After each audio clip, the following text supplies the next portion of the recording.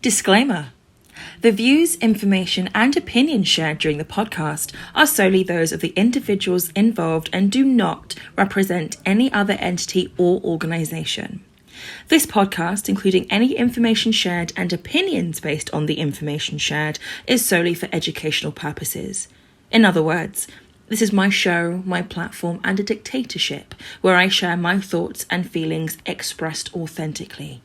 I love to provoke thought, conversation, and racists, and if after today's episode I've provoked any of those three things, then I'm comfortable with that. Now, whilst the ground rules are set, get seated, get a snack, get a drink, and get comfortable, and immersed in the latest and hottest episode of To Be Confirmed. Hey! Good evening, good morning, good afternoon, or whenever this finds you. I'm your host Chantal Sanya, and thank you for joining me on another episode of To Be Confirmed, the latest, hottest podcast series which seeks to answer society's larger questions about race and racism, because often the answer to these questions remain, well, to be confirmed. Tune in, listen, and prepare to be inspired, provoked, and moved as we dive into another episode of To Be Confirmed. Hi everyone. It's been a while, hasn't it? I hope that you are well and that you are blessed. And welcome to another episode of the hottest and latest podcast series, To Be Confirmed, where we talk about all things race and racism with politics, because more than often the conversation and the answers to those conversations remain to be confirmed. If it's your first time tuning in, welcome. And if you're a faithful listener, I know I've been inconsistent, but from the bottom of my heart, thank you. Thank you so much. And welcome back.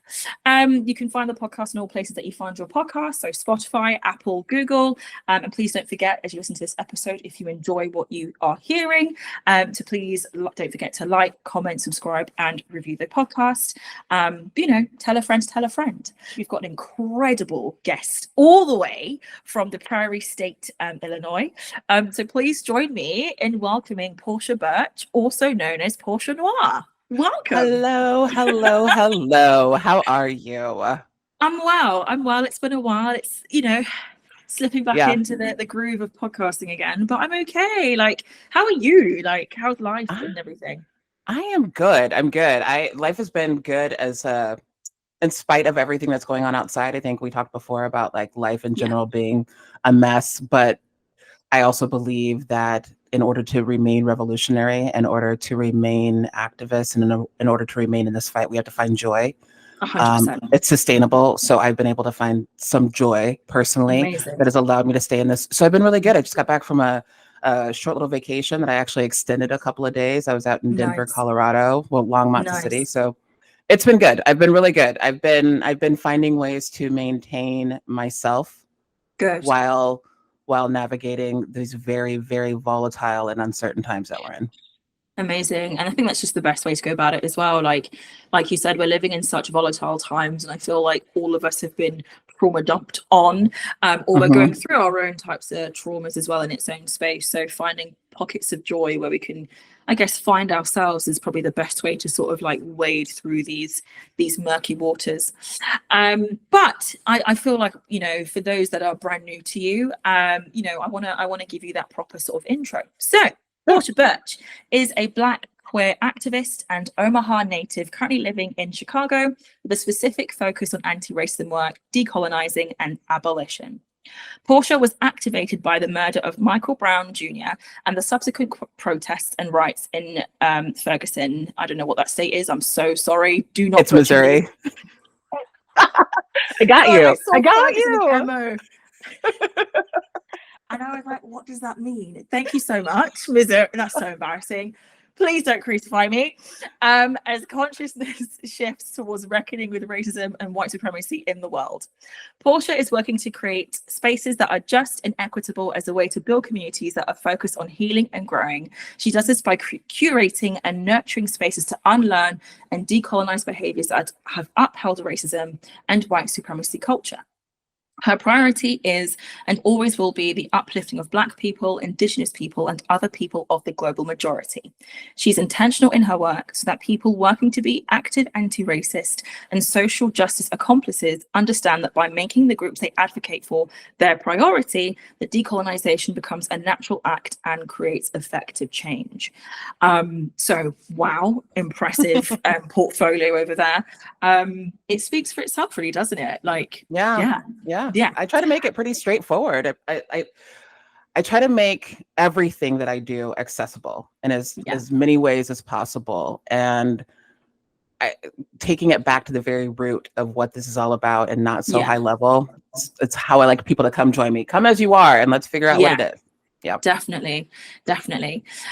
So before we begin today's discussion, so the title, I haven't even introduced the episode. The title of today's episode is Digital Alchemy, Decolonise, Disrupt and Dismantle. But again, we've got, a really, really well packed, really well thought out episode. But before that, I want to play a really quick game. It's a brand new game called Confirm or Deny.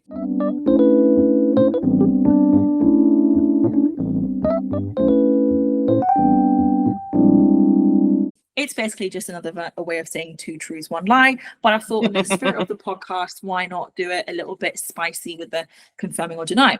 So this is an opportunity. This game, like I said, it's 2 truths, 1 lie. And essentially it's an opportunity for me. So I've got the 2 truths and 1 lie, but I haven't even thought about it. But it's a chance for me and for yourselves at home listening and or watching to get to know Portia. So comment below which ones you've guessed right and what surprised you. So the first truth or lie is you were almost a pro bowler.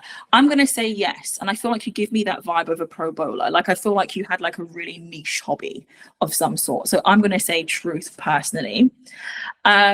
Also, your second one was you have lived overseas before you could walk or talk. I'm going to say my spirit is saying like, yeah. But then also, let me go with my spirit. My spirit is saying yes. And then the third one is you were student council president. You know what? I used to try every bloody year in primary school to actually be in the school council, and I never got in, and I'd be so irritated. Maybe that's where my passion for politics started, but maybe. Could be. I'm going to say, because it's 2 truths, 1 lie. I mean, I believe that you would have been student council president, but the premise of the game, I'm going to say lie. So first 1 truth, second 1 truth, last 1 lie. So yeah, what is the truth and what is the lie? You got them all correct. I knew it. I'll go backwards. Student council was never my jam. So school was really interesting for me. I'm going to go ahead and sound like a bragger, but I'm really smart. I know that I am. I also hate organized learning. It doesn't make sense for me. And it's also because I did not know that I was ADHD. I had ADHD and I didn't know I was autistic as a child. So nothing made sense to me, but everything sticks with me. So I have an eidetic memory. If I see it, I recall it. I also absorb everything. So I didn't study in school. And the extracurriculars were sports or band or something that just not the whole academic stuff, because I would be doing what my mom wanted and I couldn't do that. So I didn't have any interest in student council, but I started bowling when I was 19 years old. I worked at the bowling alley, like a local bowling alley, and some teams bowled, and a friend of mine was bowling on a league and she's like, "Do you want to bowl?" And I said, "Sure." And another thing about me is that if I do something, I want to be the best that I can at it. So I was like, I'm going to be the best bowler I can be. So we bowled. Amazing. I was bowling 3 or 4 times a week, 15 games a day, bowling a ton. Whoa. And I started carrying consistently about a 210 average. So perfect average is 300. I was carrying about a 210. Wow. And to be on to be a pro bowler is fairly easy. You have to get sponsored and then have to maintain an average. It's just not consistent income. And so when I was in my early 20s, I was like, I need money and I need money consistently. So I just didn't go that path. And then overseas, my parents were in the military. So I was born in Omaha at the base, but at 3 months old, we moved over to Germany. We were in Bremerhaven, Germany for 3 years. Oh, And what was then that like, if you remember at all? I don't remember anything. I don't remember anything at all. There's lots of No. pictures and it looks really gorgeous. But Yeah. yeah, so we were there till I was 3. And then Holland, Turkey, and Paris, very short stops before ending up in Wichita, Kansas, back in the States. Wow. Back in Omaha. So yeah, I've done a little bit of everything and Yeah. a little bit of nothing all at the same time. It's really interesting. That's amazing. That's so like, yeah, that's really interesting. So like, I don't know, because you're a pro bowler, do you find that like if someone's like, let's go bowling, that you get into that sort of, you switch back into pro bowler mode, getting all those strikes in, kind of annihilating competition, or do you try and like switch out of that and like do friendly competition if you're invited out bowling? Oh no, I'm still gonna beat whoever I will go again. So I'm gonna bowl like I normally bowl. Sorry about that. Sorry, you invited that. Me out. Yeah, I will still show up exactly as I need to. But bowling it's wild, it's expensive, but it's expensive because I threw myself so into it. So Yeah. There's a different balls that do different things compared to different oil. I can talk for hours about boiling. So at one point, this is another fun fact. At one point, I had 16 bowling balls, and I would take them. Well, no, I got rid of some of them. I would take at least 3 bowling balls with me to each week of bowling because I'd have one for heavy oil, one for if the oil dried out, one for picking up spares. So there's like all these different. If you think about it, like it's any other sport, any type of equipment. So different bats, different gloves. Yeah. So and I was lucky because I had I was friends with some pro shop owners, so I got some discounts. But I mean, a bowling ball brand new was like $250 out of the box. So it adds up. What, a bowling ball? Bowling ball. Jesus Christ. You think it's like, I don't know, a golden ball or something? Wow. You would think so. Yeah, it's pretty interesting. Wow. That is like, the more you know. I've learned something brand new today because I really thought like if you're going like commercial bowling, that it's just a case of like, oh, you could get a bowling ball for, if you wanted to buy one. Not that I would think to buy one, but if you want to buy one, like 50 quid maybe. Like, interesting. Yeah, interesting. But to those that are listening in, like if you are also a pro bowler, like if you also have an interest in bowling, like please comment down below. That's pretty sick. I'm actually pretty chuffed that I first round of confirm. You got it right. Yes, I love that. I'm so chuffed. So we're gonna go straight into the conversation. Perfect. So again, to remind our listeners of today's episode, the title is called Digital Alchemy, Decolonise, Disrupt and Dismantle. For those that are listening in for the first time, the premise of the episode is that we'll have an overarching question, which will dictate the conversation essentially, and you will find out by the end of Portia and I's conversation if there is an answer or if the answer is to be confirmed. I'm sure by listening in, you'll know which direction we'll be going in. So today's main question for our discussion today is, can social media exist as a decolonized space, or has the algorithm irreversibly dehumanized our society? So it's a very deep question. There is a lot to unpick through that, and that we will unpick in this discussion today. So before we really begin, I say that all the time. You know what? As you listen to this episode, take a shot every time I say before we get into it. I'm sure by the end of today's episode, you'll absolutely be on the floor. So we've done the bio, we've done the introductions, but in your own words, and you've done that a little bit, introduce yourself a bit more. What's your star sign? What makes Portia Portia? Yes. Oh, I love that you asked my star sign. So I am a Cancer sun. I'm an Aquarius moon and a Sagittarius rising. So I feel everything all at once. Everything. And my Cancer's in Venus. So I've got the water that has all my emotions.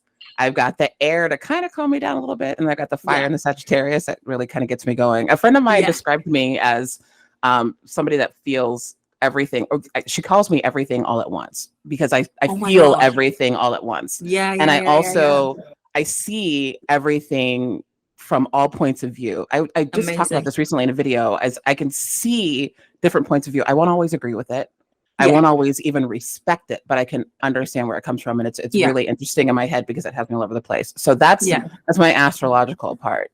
Nice. As far as what I do and why I do it, I got, like you said in my bio, I got activated originally by Michael Brown when he was Mhm. murdered. And because my parents live close to that, it just kind of hit home. I think that Yeah. we're all activated by something, right? We're all revolutionized by something. So that was kind of it. And I've always had the voice that I have. I just didn't use it in this way. Yeah. So when 2020 rolled around, I was extra activated after George Floyd was Yeah. murdered. And then a little Yeah. bit more backstory. My father passed away in 2019, in July Oh, 2019. I'm And sorry. thank you. He was my best friend. And honestly, I feel like a lot of what I'm doing, even without recognizing it, is I'm honoring his legacy. I'm doing like Yeah. what he knew that I was meant to be doing. So 2020 rolls around, George Floyd is murdered. And then you had Wow. the That's a great lot. the That's a great lot racial reckoning. emotionally. Yeah, my dad died, George Floyd, COVID, like all of this shit happened all at once. Yeah. 2020 was Yeah. quite the year. I'm happy to be here. Yeah. So with the racial reckoning, and everybody is like, they saw it, right? Yeah. We could not turn our heads away from Mhm. seeing that murder. And so white women were like, what can we do? Right. Mhm. Mhm. And Mhm. white Mhm. women love to have a drastic moment where they can come in and potentially be a Mhm. hero. So they wanted to know what they Mhm. could do. And Mhm. so I took that as an opportunity. Like, there are people that actually want to learn Yeah. about Yeah. what it means to be an anti-racist. I'm like, let me jump on board Yes. with this, right? Yeah. So I started doing some things in small groups in Omaha that were all virtual because we were in COVID. And then I found TikTok. And I joke because when I first found TikTok, it was late at night. I probably had about 3 vodkas in me, and I'm like just scrolling. Yeah. And the algorithm's like, you're a lesbian? Let's put you on lesbian TikTok. So then I was No like, way. let me look at all these ladies. So then I was like, I'm for a dead. while, I did everything that every lesbian does on TikTok. And I was kind of like a thirst trap person. So for a while, my I bio love said that. equal parts thirst trap and education, right? I love And that. then Multifaceted. Why not? everything all at once. Yeah. And then it kind of shifted in 2021. It was, I think, right around the Juneteenth when Biden was Mm. like, Juneteenth is a holiday in midst of everything. We didn't get the Yes. one. Yeah. Yeah. That's where things kind of took off a little bit. Alyssa Milano did a duet with me and things kind of blew Yes. up. Yeah. And I was like, okay, so this education thing, people are actually listening and this is working. And so Yeah. I've shifted more into that, into really helping people decolonize their minds and really helping people become active anti-racist, because I believe that change is possible. I have hope. It Yeah. waxes and wanes sometimes, but I still have it. I Yeah. have hope, I have grace, and I believe that there are people that actually want to change. Well, and I want people to embrace the fact that they want to do something different, Yeah. right? Largely in Yeah. part up to this, without having the access to people across the country and across the world like Mhm. we do now with the internet, people didn't have the encouragement to step into this work, right? They didn't Yeah. have that support. They weren't finding community. Yeah. So I Yeah. realized that Yeah. there's an opportunity. And what I do, what I do, and what I will always say, my priority is Black women and femmes. So what I Yeah. do is for them, right? Yeah. It's for us. For As an us. Yeah. offshoot, people will learn something. So as an offshoot, Yeah. white women might understand, all right, I've been a white feminist. You know, white men might Mm. understand misogynoir is what I've been doing. So they get to Yeah. learn something as an offshoot by Yes. way of me taking labor away from Black women that just can't do Yeah. this, don't want to do this, any of that. So Yeah. that's kind of me. That's me in a nutshell, really. That is amazing. I mean, there are many nutshells in what you've shared, really. But thank you for sharing that insight as well. It's so. Do you know what? I went to an event yesterday and I met someone and I shared. It was a creative event because I've just started DJing. I started learning how to DJ. I love that. Yeah, thank you. And that story in itself, like I gained an interest into DJing and really dove into house music when my father passed away in 2020. And the person I was chatting with was like, you know what, like it's, you know, they were very sort of like empathetic, and they were like, a lot of great things that are created do come from trauma. So to think Mhm. that you went through that journey in 29, like I can't even imagine. So like the strength you have to be in this space is also a testament in itself. But to go through what you went through in your journey to where you are right now, you know, like that was a painful time, and of course you went through those emotions on your own, but it again in one way empowered you to not only fulfill and you know live out your father's legacy, but also create your own standing legacy as it is. Do you know what I mean?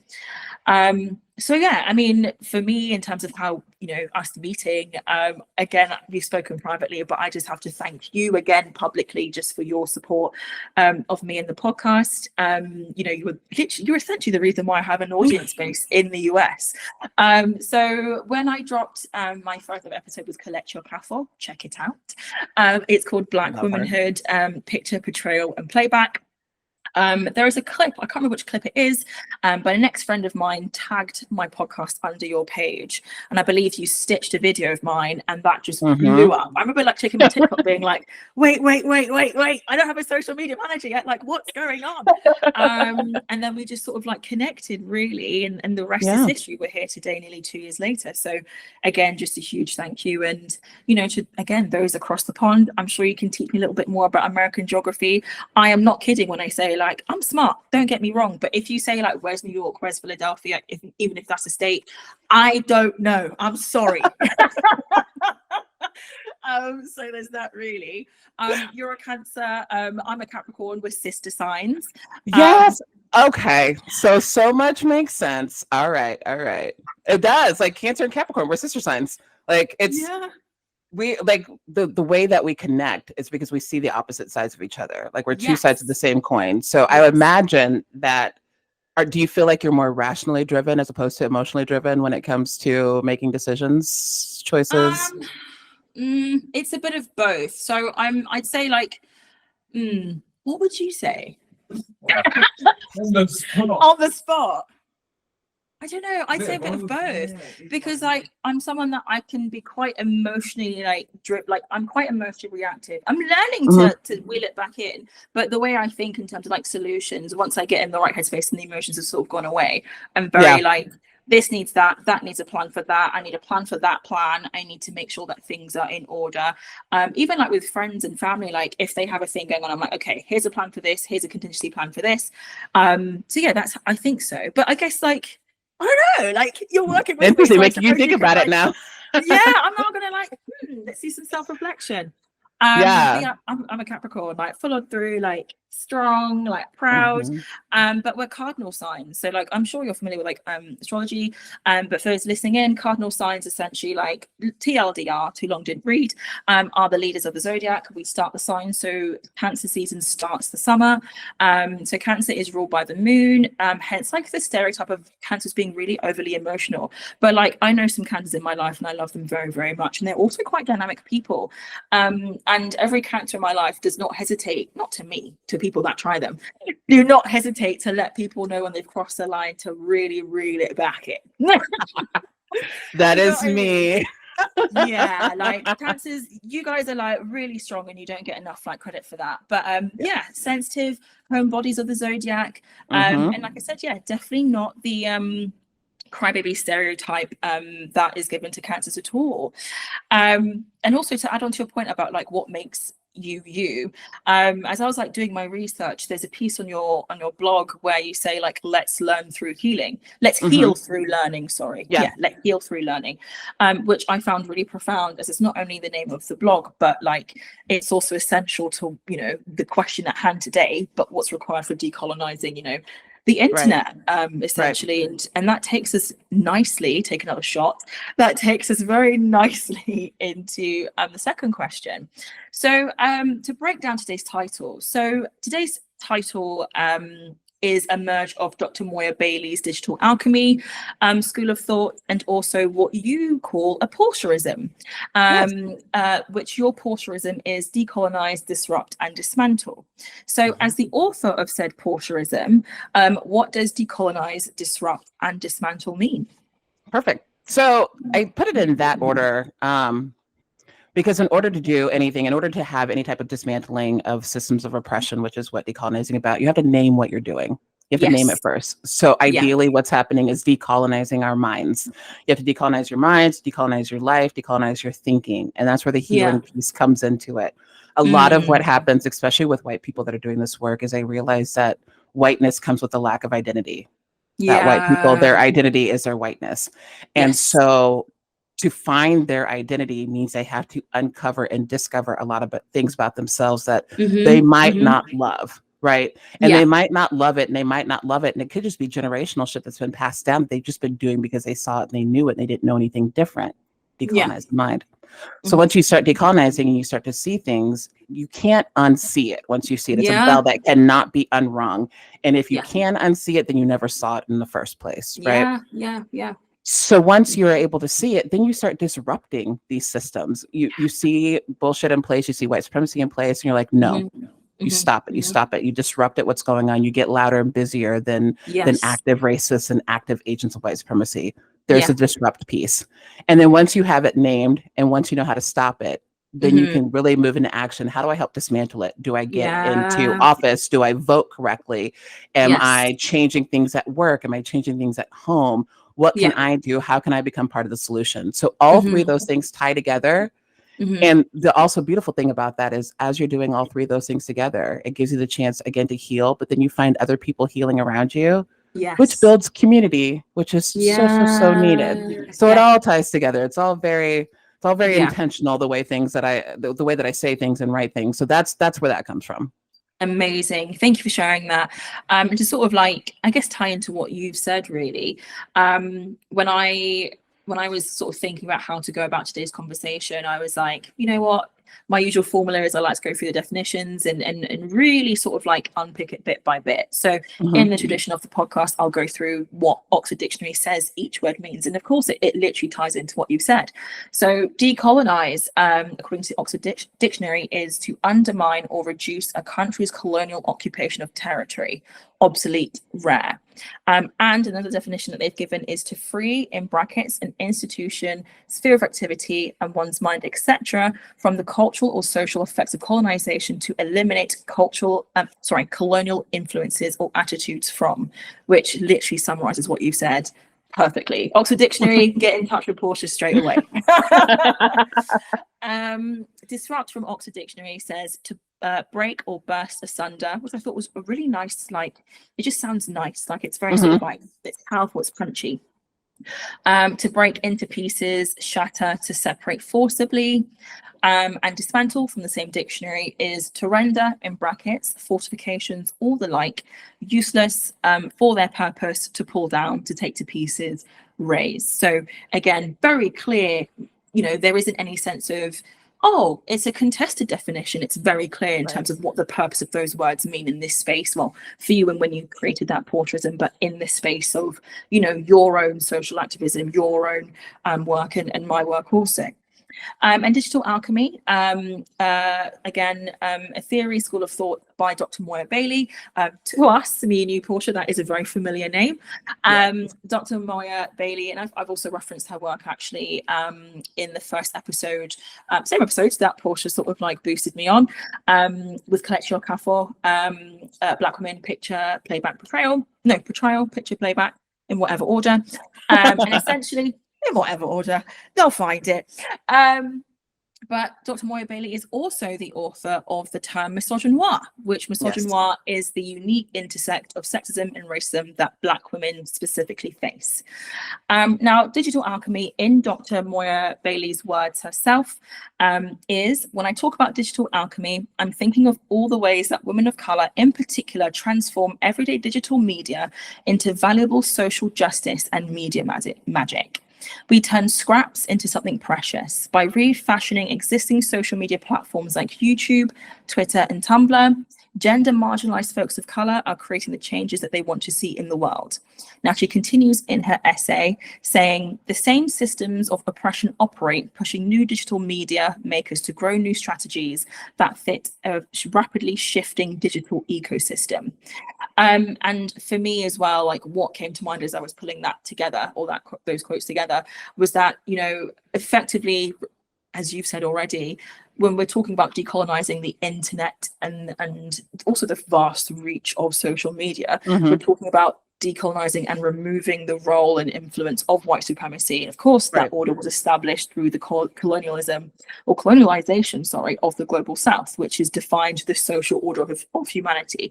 We're seeing that play out when we talk about the several genocides that are going on across the world, and the selective empathy that's afforded to the various victims of said genocide. For instance, patriarchy, heteronormativity, gender binaries, racial hierarchies, I've just said that, capitalism, classism, they are all, and especially capitalism through the economic and resource subjugation of mineral rich nations. Congo, for instance, Congo so much. Yeah. There was so much. Oh, sorry, give me 1 second. Is that okay? Okay, cool. So I thought that was a moment with the camera.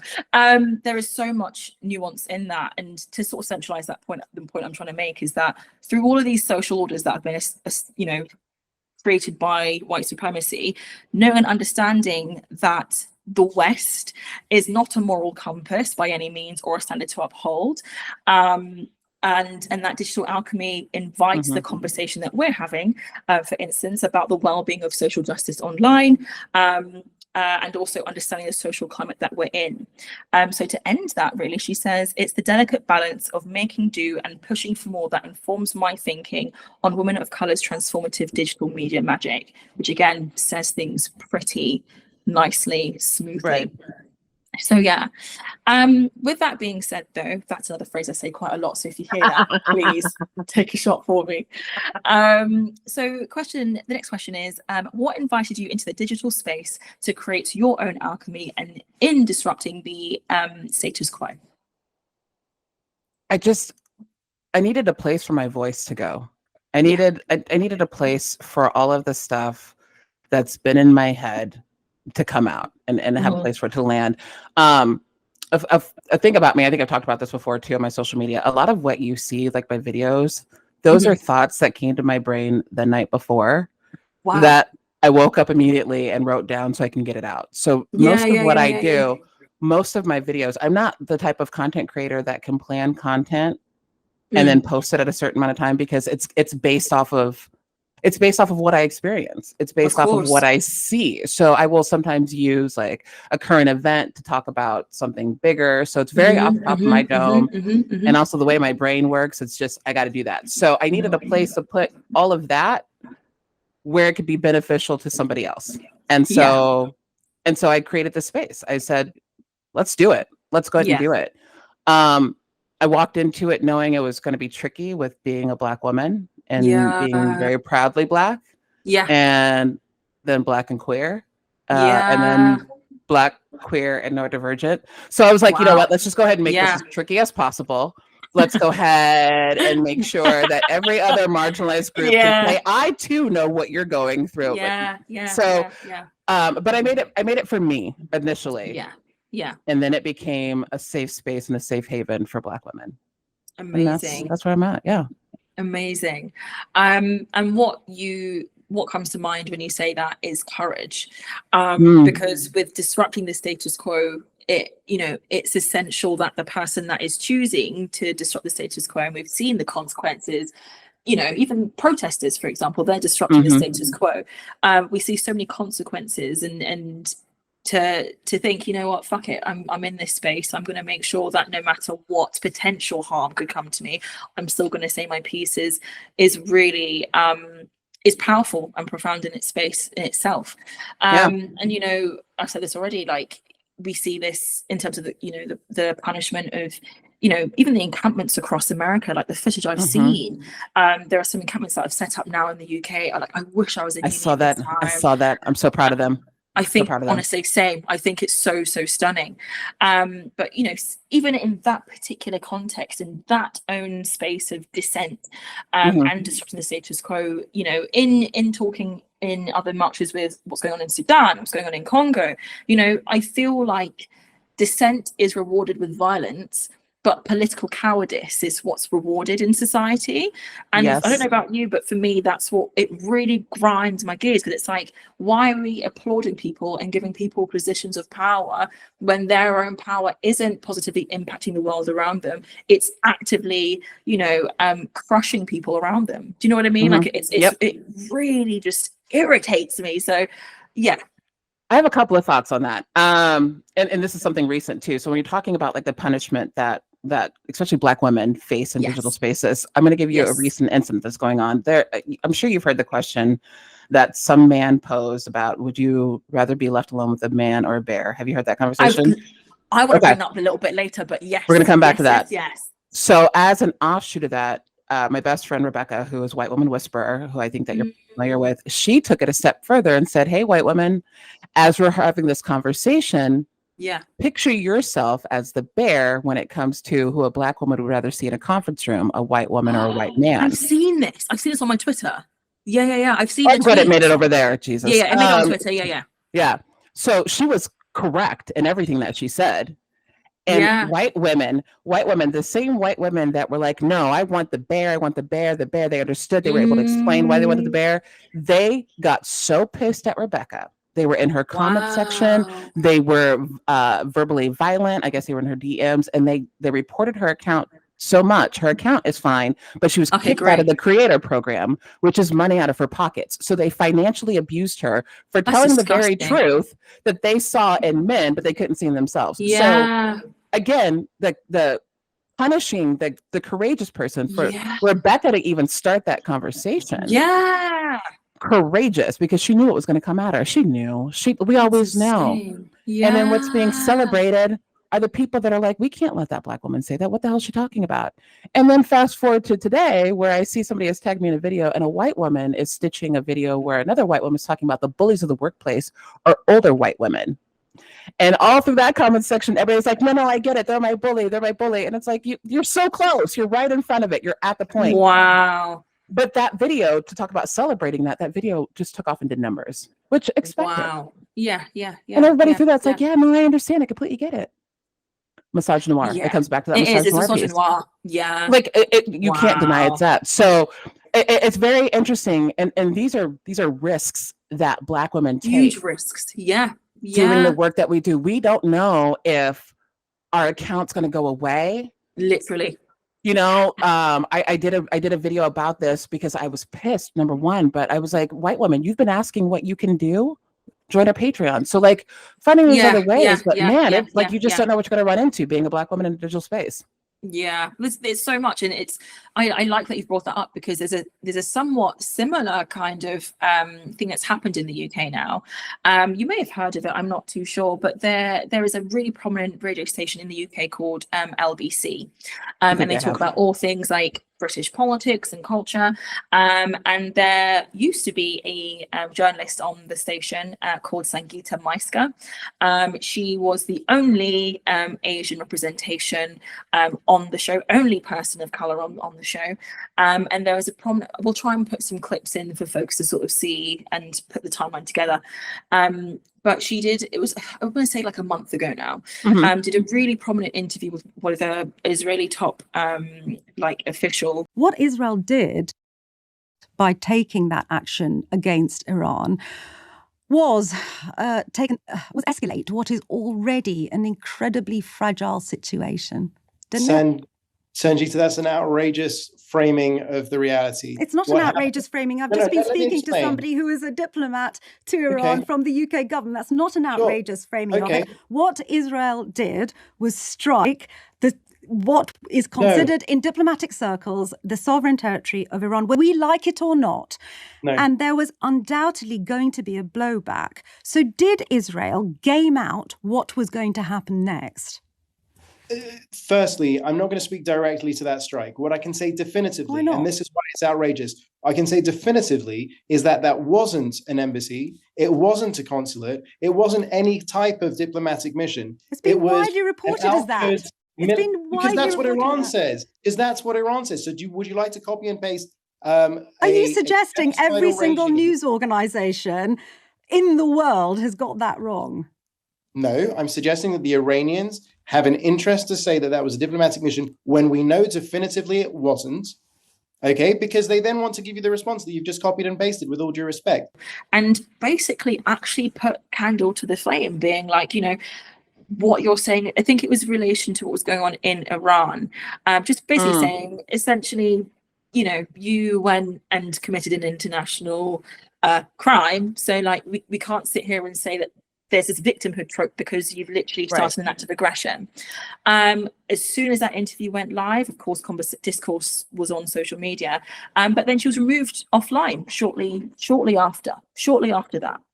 And now it's been revealed that there's now a brand new representative that's taking her place, and it's a white woman. So now LBC, shocker, and LBC now is a completely white broadcasting studio, which, again, if you want to talk about politics and culture and society, we are a multi-ethnic nation, as much as the government don't like that.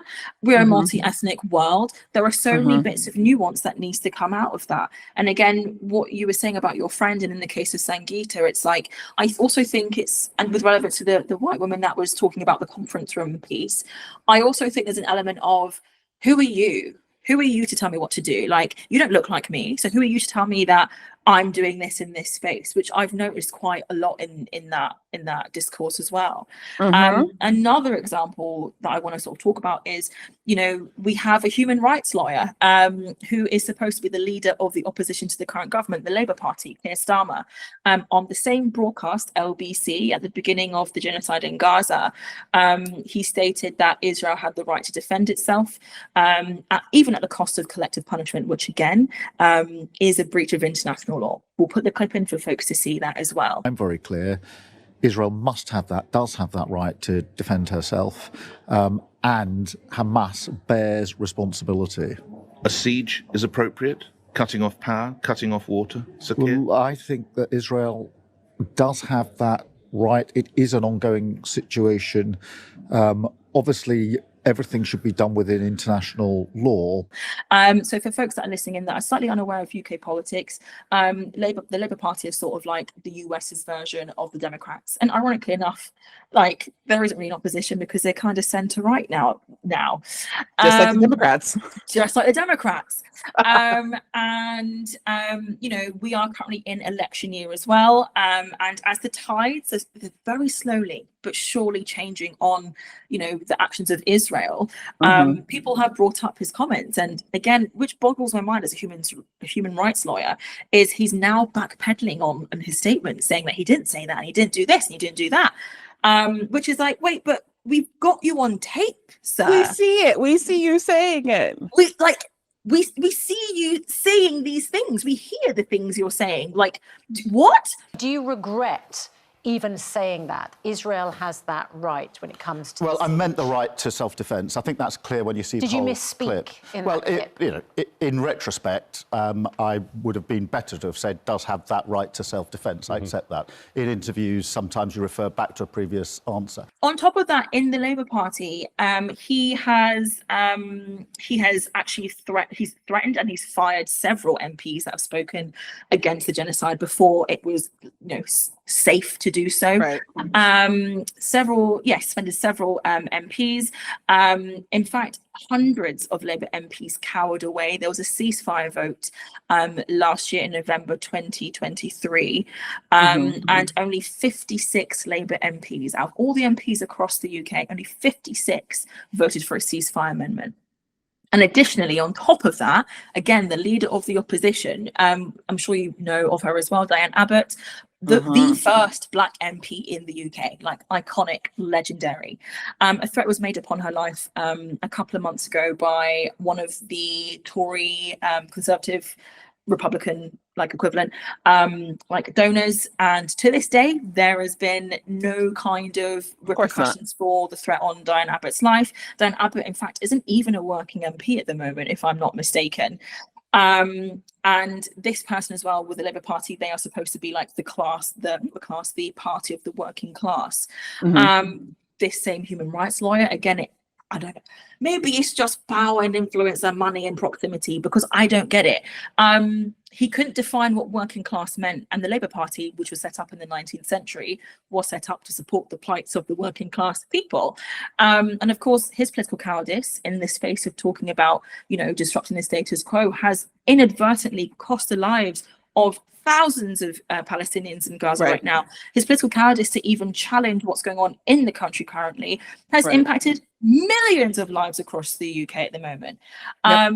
So, you know, when we talk about sexuality, when we talk about race, when we talk about gender, there are a lot of people right now where okay, so people are wanting to disrupt the status quo, and some of that means, you know, voting and taking, you know, using our rights to make that known in the governmental space. But a lot of people like myself feel politically homeless because it's like, and that's also quite detrimental, because if we're talking about election year in the UK, we need systemic change. So where are people going to go if there isn't a political party that can say definitively, we are anti-racist, we are gender equitable, we are making sure that, okay, despite outside influence, we are committed, because it's a commitment to be courageous. Right. Do you know what I mean? It absolutely is. It absolutely is. To push through that barrier and kind of get that work going. So it's irritating in itself, but once I'll actually send you the clips. Please do. Together in the episode, you can sort of like see what I mean. But it's been a doozy in the UK, sort of seeing like little instances of where disrupting the status quo just doesn't pay off. Do you know what I mean? Well, I do, and it's an election year here as well. And so we've got Joe Biden doing Joe Biden things, and his opponent's going to be Donald Trump, who does Donald Trump things. So right now we are in a very shitty situation of who our leadership's going to be. And so another reason, it's so sad. Another reason why the decolonize and disrupt is so important is because this is something that we go through every 4 years. We go through every 4 years where we elect somebody, and it's usually like the best of the worst or the best of the worst. And then we spend 4 years griping about what we had, complaining about what we currently have, even though that president's usually coming in and fixing a mess from the one before. And while all of this is going on, there's not enough work behind the scenes in the other elections that happen on the alternate years. There's not enough talk about Green Party candidates, third party candidates, none of that, because the Green Party could win. I'm going to probably piss some people off. The Green Party could win. If we knew who was actually running, if we knew what they were running on, and if we let go of this two-party system. And that's just like, and it's wild, because for the amount of people that are pissed off by the two-party system, which is most of Americans, nothing happens. And it's not, and it's not going to happen. We understand that two-party system is probably not going anywhere anytime soon. And also we have alternatives besides that, but that involves that involves that work in the 4 years between elections. And that involves the decolonizing work to know what the fuck you're working for in those 4 years. If you're tired of seeing the same thing, then let's find something different. But that involves us as well. And that's something I think that why we keep running into this is because it's comfortable for white people, or it has been comfortable for white people to just keep doing what we were doing, ushering in a new president and doing the best that we could with what we got. And since Donald Trump was in office and anything after that, white people are starting to understand that white supremacy affects them as well. It affects everybody. With everybody. So they're seeing it with their rights being taken away, with abortion rights, reproductive rights being taken away, coming after queer people, trans people, drag queens. So it's affecting. So people that are white are seeing how it's affecting them. And again, it's unfortunate that it takes being affected directly to join in, but here we are. That empathy. But here we are. And now it's like, okay, so we know we're going to have a shit election in November that is just going to be here. Oh my God. I'm not going to be drunk the entire November. I think that's probably my best bet. I'm sure you've seen it, but you know, when your election year, the last cycle, there was a video that went around of Cardi B like smoking 2 cigarettes, like at a go because she was that stressed. Like, that's what comes to mind. That's what comes to mind, because it was like it took forever to count the votes. I mean, we had election day and it was like a week later, and then I remember that. So like all of this stuff going on, and I just want people to really, I wanted to click in, with people, what needs to happen after this election, right? We're at this point now. We have our candidates. We can't go back on who we have. We're gonna have to power through, and it's been really interesting seeing people respond certain ways with critique to the president. And this is when I say like the Democrats are leaning far right. There's called Blue MAGA, the people that are just as vicious and violent. Because we have the audacity to critique the leader of the free world that's literally financing a. So that's how I feel about that. No, understandably. I want to domesticate actually Ooh, okay. this piece and talk a bit about Chicago, where you're at currently. So Chicago has, as you know, has an incredibly rich and nuanced history with racial justice, via the civil rights movement, BLM, decolonization, and of course, even the I say the right, but it's also an art, I suppose, the art of protest. But in your experience, how has social media added to the depth of Chicago's history? Oh my gosh, it's giving people a chance to see what Chicago actually is. Yeah. Chicago's a really big boogeyman for white supremacists and racists. Like,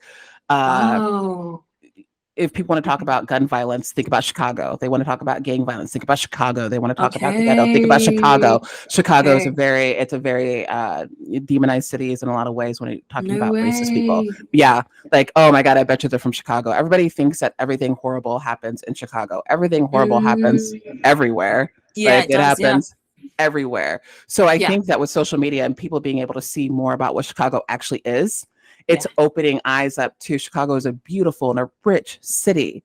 It's a beautiful, rich city in the middle of the Midwest, which is questionable at best, right? So Chicago's a blue state and a blue city and a reddish state, you know? So there's things like that. Like Omaha, I came from a blue section of Omaha from a red state. So I like to find these blue areas for my own safety.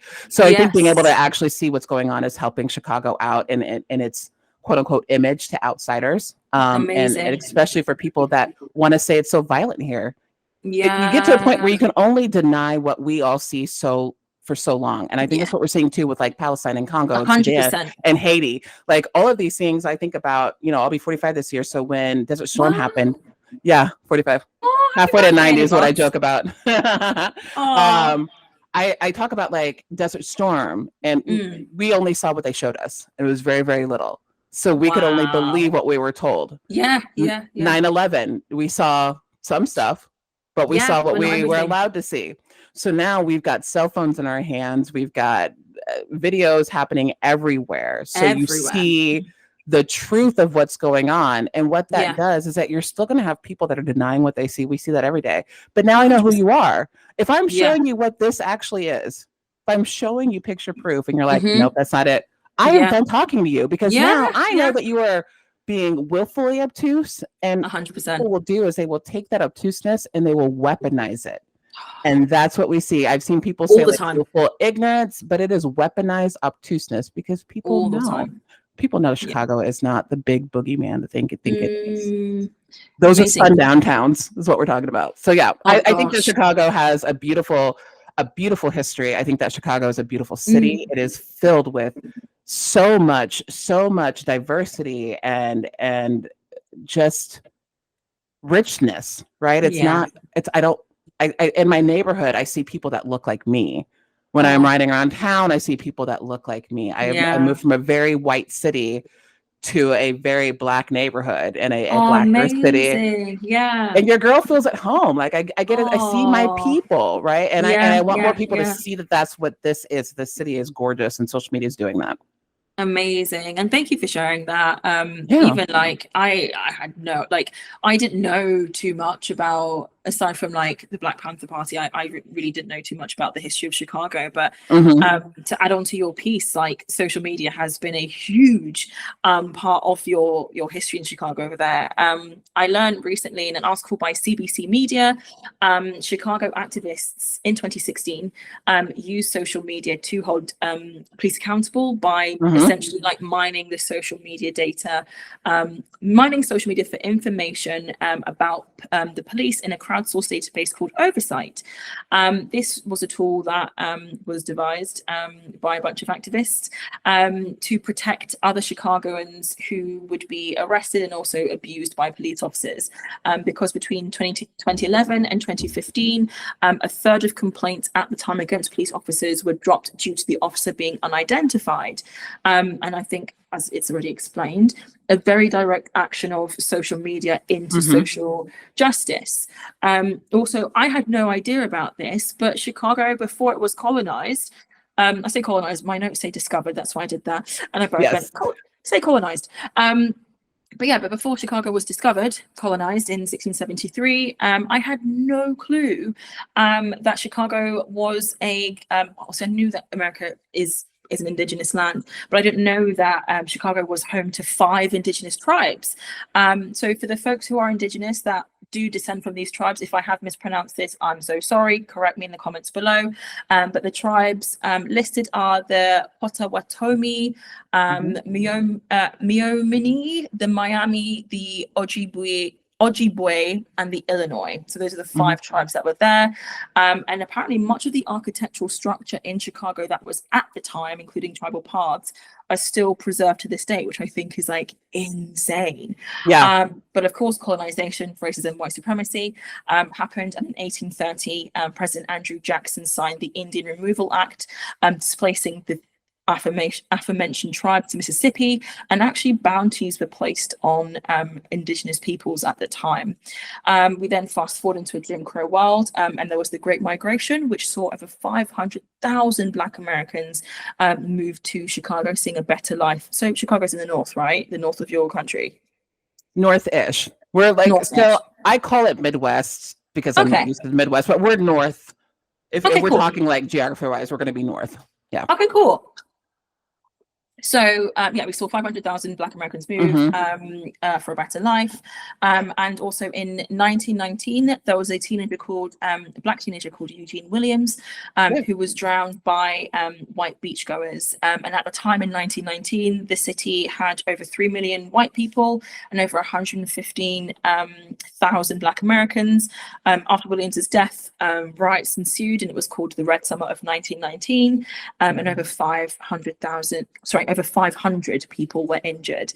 Then we've got the Civil Rights Movement, which again, Chicago, like, I need to go and visit Chicago because it just, I feel like it would be, even like, I don't know about you, like, but I'm quite like spiritual in terms of like feeling energies. I feel like being yes. do you know what I mean? Like, I feel like even stepping in Chicago, you would be able to feel like the energy of what's even taken place. Like even with what I'm saying, like I've got chills as I'm talking to you because it's like there was so much energetically that took place in that space. But with the Civil Rights Movement in 1964, the Civil Rights Act was passed, aimed at ending discrimination in employment, restaurant and housing, and the Chicago Freedom Movement, which was led by Dr. Martin Luther King, rest his soul. Of course, that work was integral, and the movement lasted between 1965 and 1967, and is credited as the catalyst for the Fair Housing Act of 1968, one of the most prominent acts of the Civil Rights Movement. Of course, I've mentioned this already, the Black Panther Party, God rest his soul, Fred Hampton's work as the deputy chairman, that cannot be ignored. He was murdered in Chicago in 1969. The Rainbow Coalition as well, again a huge part of Chicagoan history, which saw the solidarity between Latino and white Chicagoans and Black Chicagoans to target city racism, and unfortunately, actually, I'm supposed to add to this nuanced history when it pertains to race in Chicago. On March 21st, Dexter Reed was killed by police as he was shot 90. I'm like, how 19 times. How 96, Portia? Like 96 times. How can you tell me that's an accident? 96 times. You shot 96 times in 41 seconds. In 41 seconds. His family, of course, is still seeking justice. But as I've shared, like there's just so much, and we need, of course, it has to be said, justice has to be found in the case of Dexter Reed. So if there's any resources as well that you can share, Portia, in this space in terms of how we can get in touch across the pond in the movement, please let me know, and I can add it post editing in the episode. But yeah, like I said already, it was just really humbling for me, but also just like I thought I knew my bits, but clearly not. There's just so much to Chicago. So kudos to you for moving in a safe space. I love it. Chicago it's like I said, it's rich in history. It's especially rich in history with the Civil Rights Movement, because like you said, the Great Migration coming up here. And it's also really interesting. I mean, racism, white supremacy are going to go everywhere. So it's interesting seeing it still follow here. But the states living in the States is so funny because racism is everywhere. I mean, it's not going to avoid it. But the way that it's experienced is so different, right? So my dad is from North Carolina. My mom's from Missouri. So if I would go to North Carolina, blatant racism. I mean, that makes sense. Like, it's in the South. I prefer that. Let me know that you actually hate me. And then the Midwest, you have your nice racism, where it is like, a lot of microaggressions. Really come from? Yeah, like, oh my God, I'm going to be as dark as you this summer, that type of bullshit. And that was my growing up. And then you have the East Coast, which is like the weed head racist, where it's like everything's cool, like, but not really. So it's really interesting experiencing it all the different places and seeing what it looks like. And I don't know, here it's like I just feel at home here. I feel good. I feel safer being Black here, which is really interesting for how people feel about Chicago. And I think that is the first time, Chantal, that I've said that out loud, that I feel safer. Wow. I guess I've just felt it, but not said it out loud. But I do. I 100% do. I can walk outside to take Jax out and have my bonnet on and not feel like somebody's going to look at me crazy or have something out of pocket to say to me. You know, I can just be me. My neighbors are Black. So it's amazing. It's really interesting. Chicago's just a beautiful place. I'm so happy to be here. No, I'm happy for you. And that sounds wonderful. And I think, you know, it's wonderful that you feel safe, but that should be the standard. Do you know what I mean? Right. Like, every person should feel safe in their own neighborhood. It should be a case that, you know, Black people, brown people having to move to specific areas where they feel like, okay, like I'm not hyper visible, where like my every move is policed because I'm racialized. Like, so it's a huge blessing that you're in a really good space and a good place. Do you know what I mean? I say that a lot. Fuck, sorry. You know, when you're talking, you hear, it's been a while since I've been on this podcast. So it's only because you're hearing yourself talk now. Now you're just hearing all the things that you say. It's probably gonna sit with you for the rest of the day. Like, damn it, how many times did I say that? Do you know what I mean? Can someone do like a tally? I want someone to do a tally of how many things I say. Oh, that's good. You could see like how many shots somebody was actually supposed to take. You know what I mean? I want tallies. I want tallies in the comments or in my DMs. Send me tallies. But yeah, to touch on sort of like safety, really, I guess, to transition into safety and conversation, decolonization, all of that. The next question I have is, why do you think social media has highlighted the several binaries in the way that people think and talk about politics and culture? I've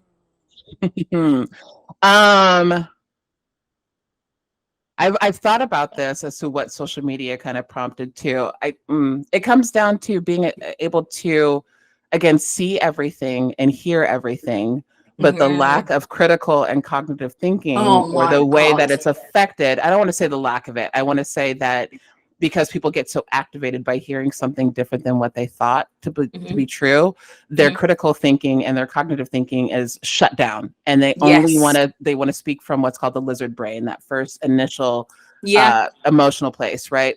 And so I think that when we combine what people believed to be true politically, either side, and then you see who they actually are, it throws people off. Let's use the Democratic Party right now, right? Everybody thought that it was Democrats and Republicans, and they were so different in that. Now they're not. They've never been. And now we're seeing more so. We're seeing more so.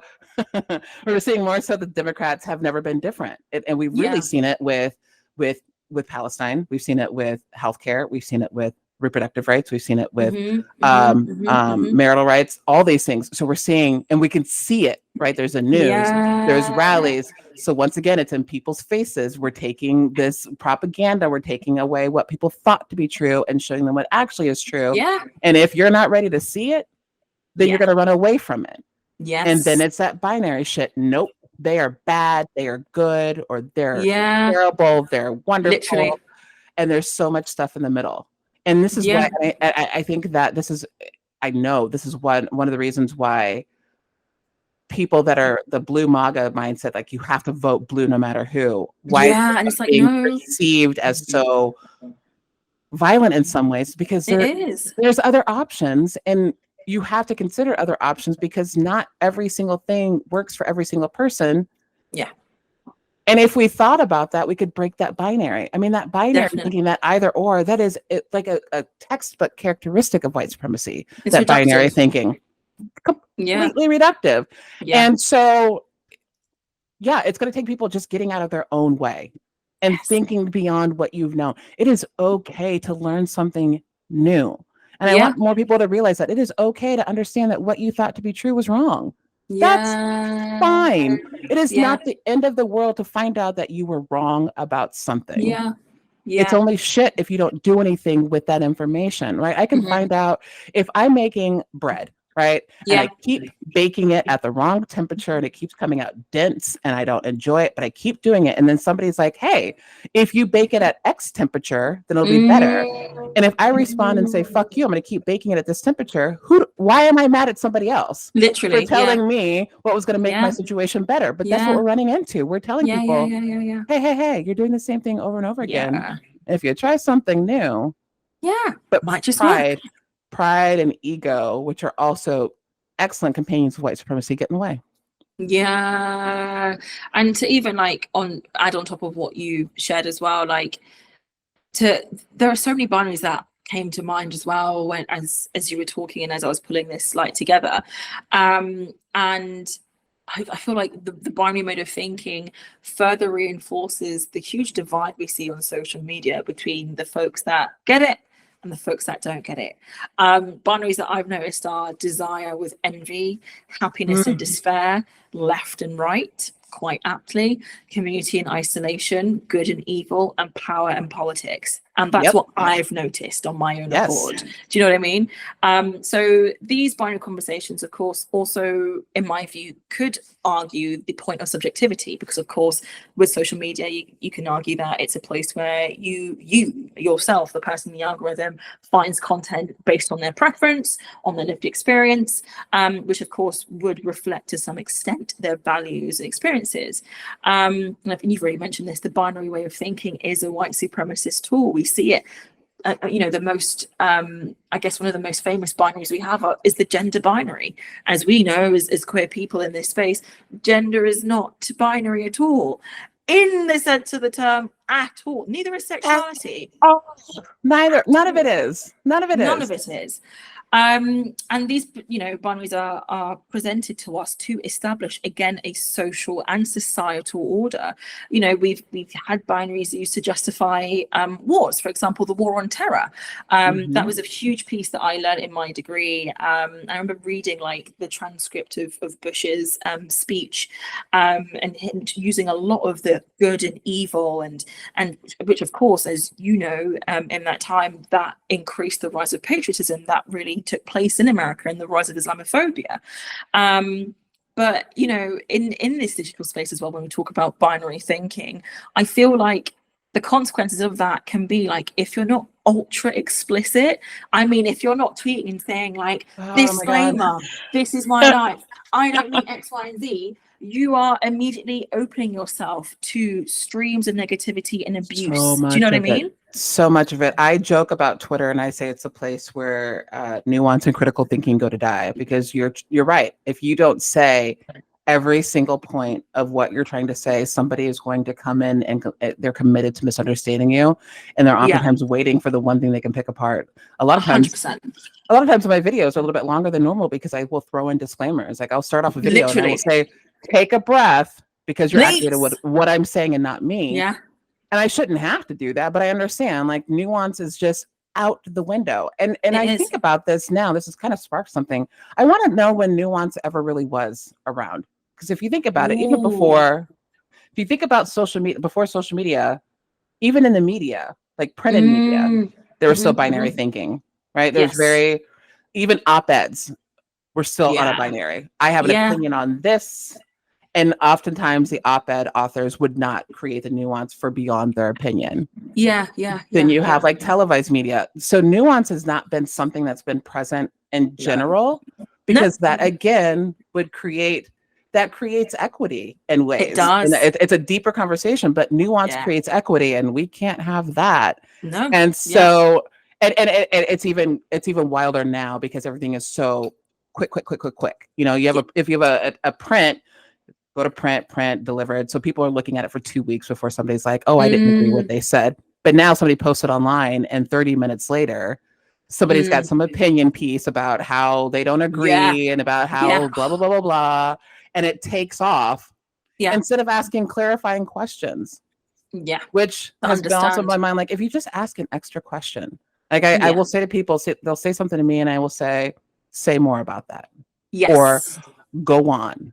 Another thing I've introduced recently is if they repeat back to me, I will say, what did you hear me say? Ooh. What did you comprehend from what I said? Ooh. Because I want to know. Like that. Like they might have heard something completely different. And one or two things will happen. They will repeat back to me what they heard and it's wrong. And I say, okay, this is what I actually said. Or they'll repeat back to me and it's wrong, but that's what they wanted to hear. And I was like, now I know what you wanted to hear. And your confirmation bias is going to work with me. I'm not going to confirm what you want to say. Wow. Unless it's what I mean to say. Right? Yeah. So like those three things could create so much nuance and open up so many conversations by just saying, what did you actually mean? Yeah, definitely. I feel like, just to answer your question, I feel like nuance, even for me, like my social awareness came a lot later in life, but I think nuance came into the conversation literally, I want to say 2021. I'm not going to say 2020 because that's where people were slowly waking up around everything that was inequitable. But I'd say 2021 was the year where folks were like, oh, wait, like we don't have life to distract us anymore. We're still indoors. There is so much to life and there is so much to politics that, oh, shit, that's why I think the way that I do, or that's why I have life impact me the way that it does. That's why I have the people around me. That's why I consume this media and the such. And to sort of close this off, really, like, and of course, nuance is important. It's integral, as you've said. But the binary way of thinking, as we've both agreed on, like, it's wrong, but also it can very much, and it does dilute the necessity of being candid online, which is an important ingredient for digital alchemy.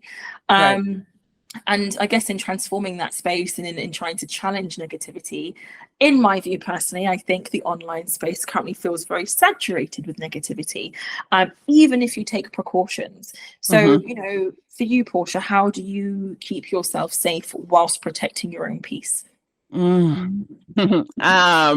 I am not shy with using the block button, so I will block somebody pretty quickly. I gauge, I use the gift that I have of trying to understand people, or the way that I understand people, the way that I see people, to see how far I can take it. Right. I think that even some people that come in really hot and hostile still have maybe a room. I can figure it out. But once I know that somebody is committed to misunderstanding me, or once I know that somebody is committed to trying to disrupt the space that I've created for healing and learning, I'm gonna remove you. Yes. Two things. You're not going to affect my peace. Yes. And you're also not going to come in and disrupt the space that has been created for people who have decided to make a difference. So I'm protecting myself and the people around me. Right. Yeah. But for me, you're not going to come into my space that I've created and that I've curated and that I love so much and piss all over it because you don't like me. That's just not going to happen. Yeah. I recently went through something. I probably had my worst social media episode on Twitter, which was, it says Is it what I think it is? I think I might have seen it, but I'll let you finish. The nuclear family tweet. If you saw something else, and it might have been. It might have been, yeah. Continue, yeah. Somebody was talking about the nuclear family, and all I said was the concept of the nuclear family is rooted in white supremacy. One sentence. I was called everything but a child of God. People were quote tweeting me. My tweet made it over to Fox News. They were calling me racist. Fox News? Yes, asking where my dad went, saying this was like no daddy behavior. Like all of these things. I'm sorry. Oh, it was awful, and I was inundated. And here's the deal: I made the tweet, and then I got in the shower. So I got in the shower, and I think it might even been a wash day. So I was gone from my phone for like 45 minutes, and I come back, I'm like, what the fuck happened? Because at first it went out to my people and they got it. Yeah. And then it just made it somewhere else. And when I tried to have these conversations at first, because it wasn't coming that quick, and people getting so mad, I'm like, because they were saying, so if you're saying the nuclear family is white supremacist, again, they heard what they wanted to hear. They were throwing like the Cosby family. I'm like, that's a horrible very horrible example, and throwing all these different names. I'm like, you didn't read what I said. I said the concept of it. Yes. And that it's rooted in. Nobody said that they would, but they got so mad. So that was the roughest time. I actually put my page on private for a while because I was getting hit. Like, it was wild. You can check and see what lists that you're on Twitter. I was added to lists with saying like, I'm not going to check cards. It was just terrible, but it gave me an opportunity to block these people. So for that moment, I kept myself safe by privating my account. I was like, let this blow over. I'm not going to go back and forth. I refuse to go back and forth with violent racists. I'm not ever going to do that. I'm not going to debate. I'm not going to debate my humanity either. No. And I think that sometimes people find themselves in positions of, let me rephrase this because I don't want to put the blame on the people that are experiencing the violence. I think that sometimes people see somebody who is willing to try to have these conversations. So you've got people that are going to be the offenders, the ones that are causing harm, and they will see people that are trying to have these conversations and trying to do something better. And their response is, I'm going to shut this down and I'm going to do it in a violent way that's going to harm this person. Yeah. And so people with their big hearts and their grace keep trying to push back. And I encourage people to realize that you don't have to do that. That humanity should never be a debate. A debate is something that has a pro and a con that you can argue both to make one of those things true. And you cannot argue humanity. So that's what I just won't engage in a lot of things. Brilliant. That are going to cause me extra stress. That's good. The days that the news is heavy or if it's extra anti-Black all over it, I'll just put the phone down. I've been trying to be conscious of reading more, crocheting more, doing stuff away from social media, just something. But it's tricky. It's tricky. You just got to make sure that we're okay. And I will do what I can. It is really, really tricky. And I'm sorry to hear that. The one that I was thinking of, it might be a response, but there was one where you quote tweeted being like, you won't imagine what this was in response to. And it was some random user that was like, oh, have you like, trigger warning, skip ahead for mention of suicide. But there was someone that was like, oh, did you like, are you going to kill yourself? Are you going to die? Are you going to get sick? I was like, what the heck is this? And all it was like, I think I was talking about somebody else critiquing Joe Biden. I didn't even do anything.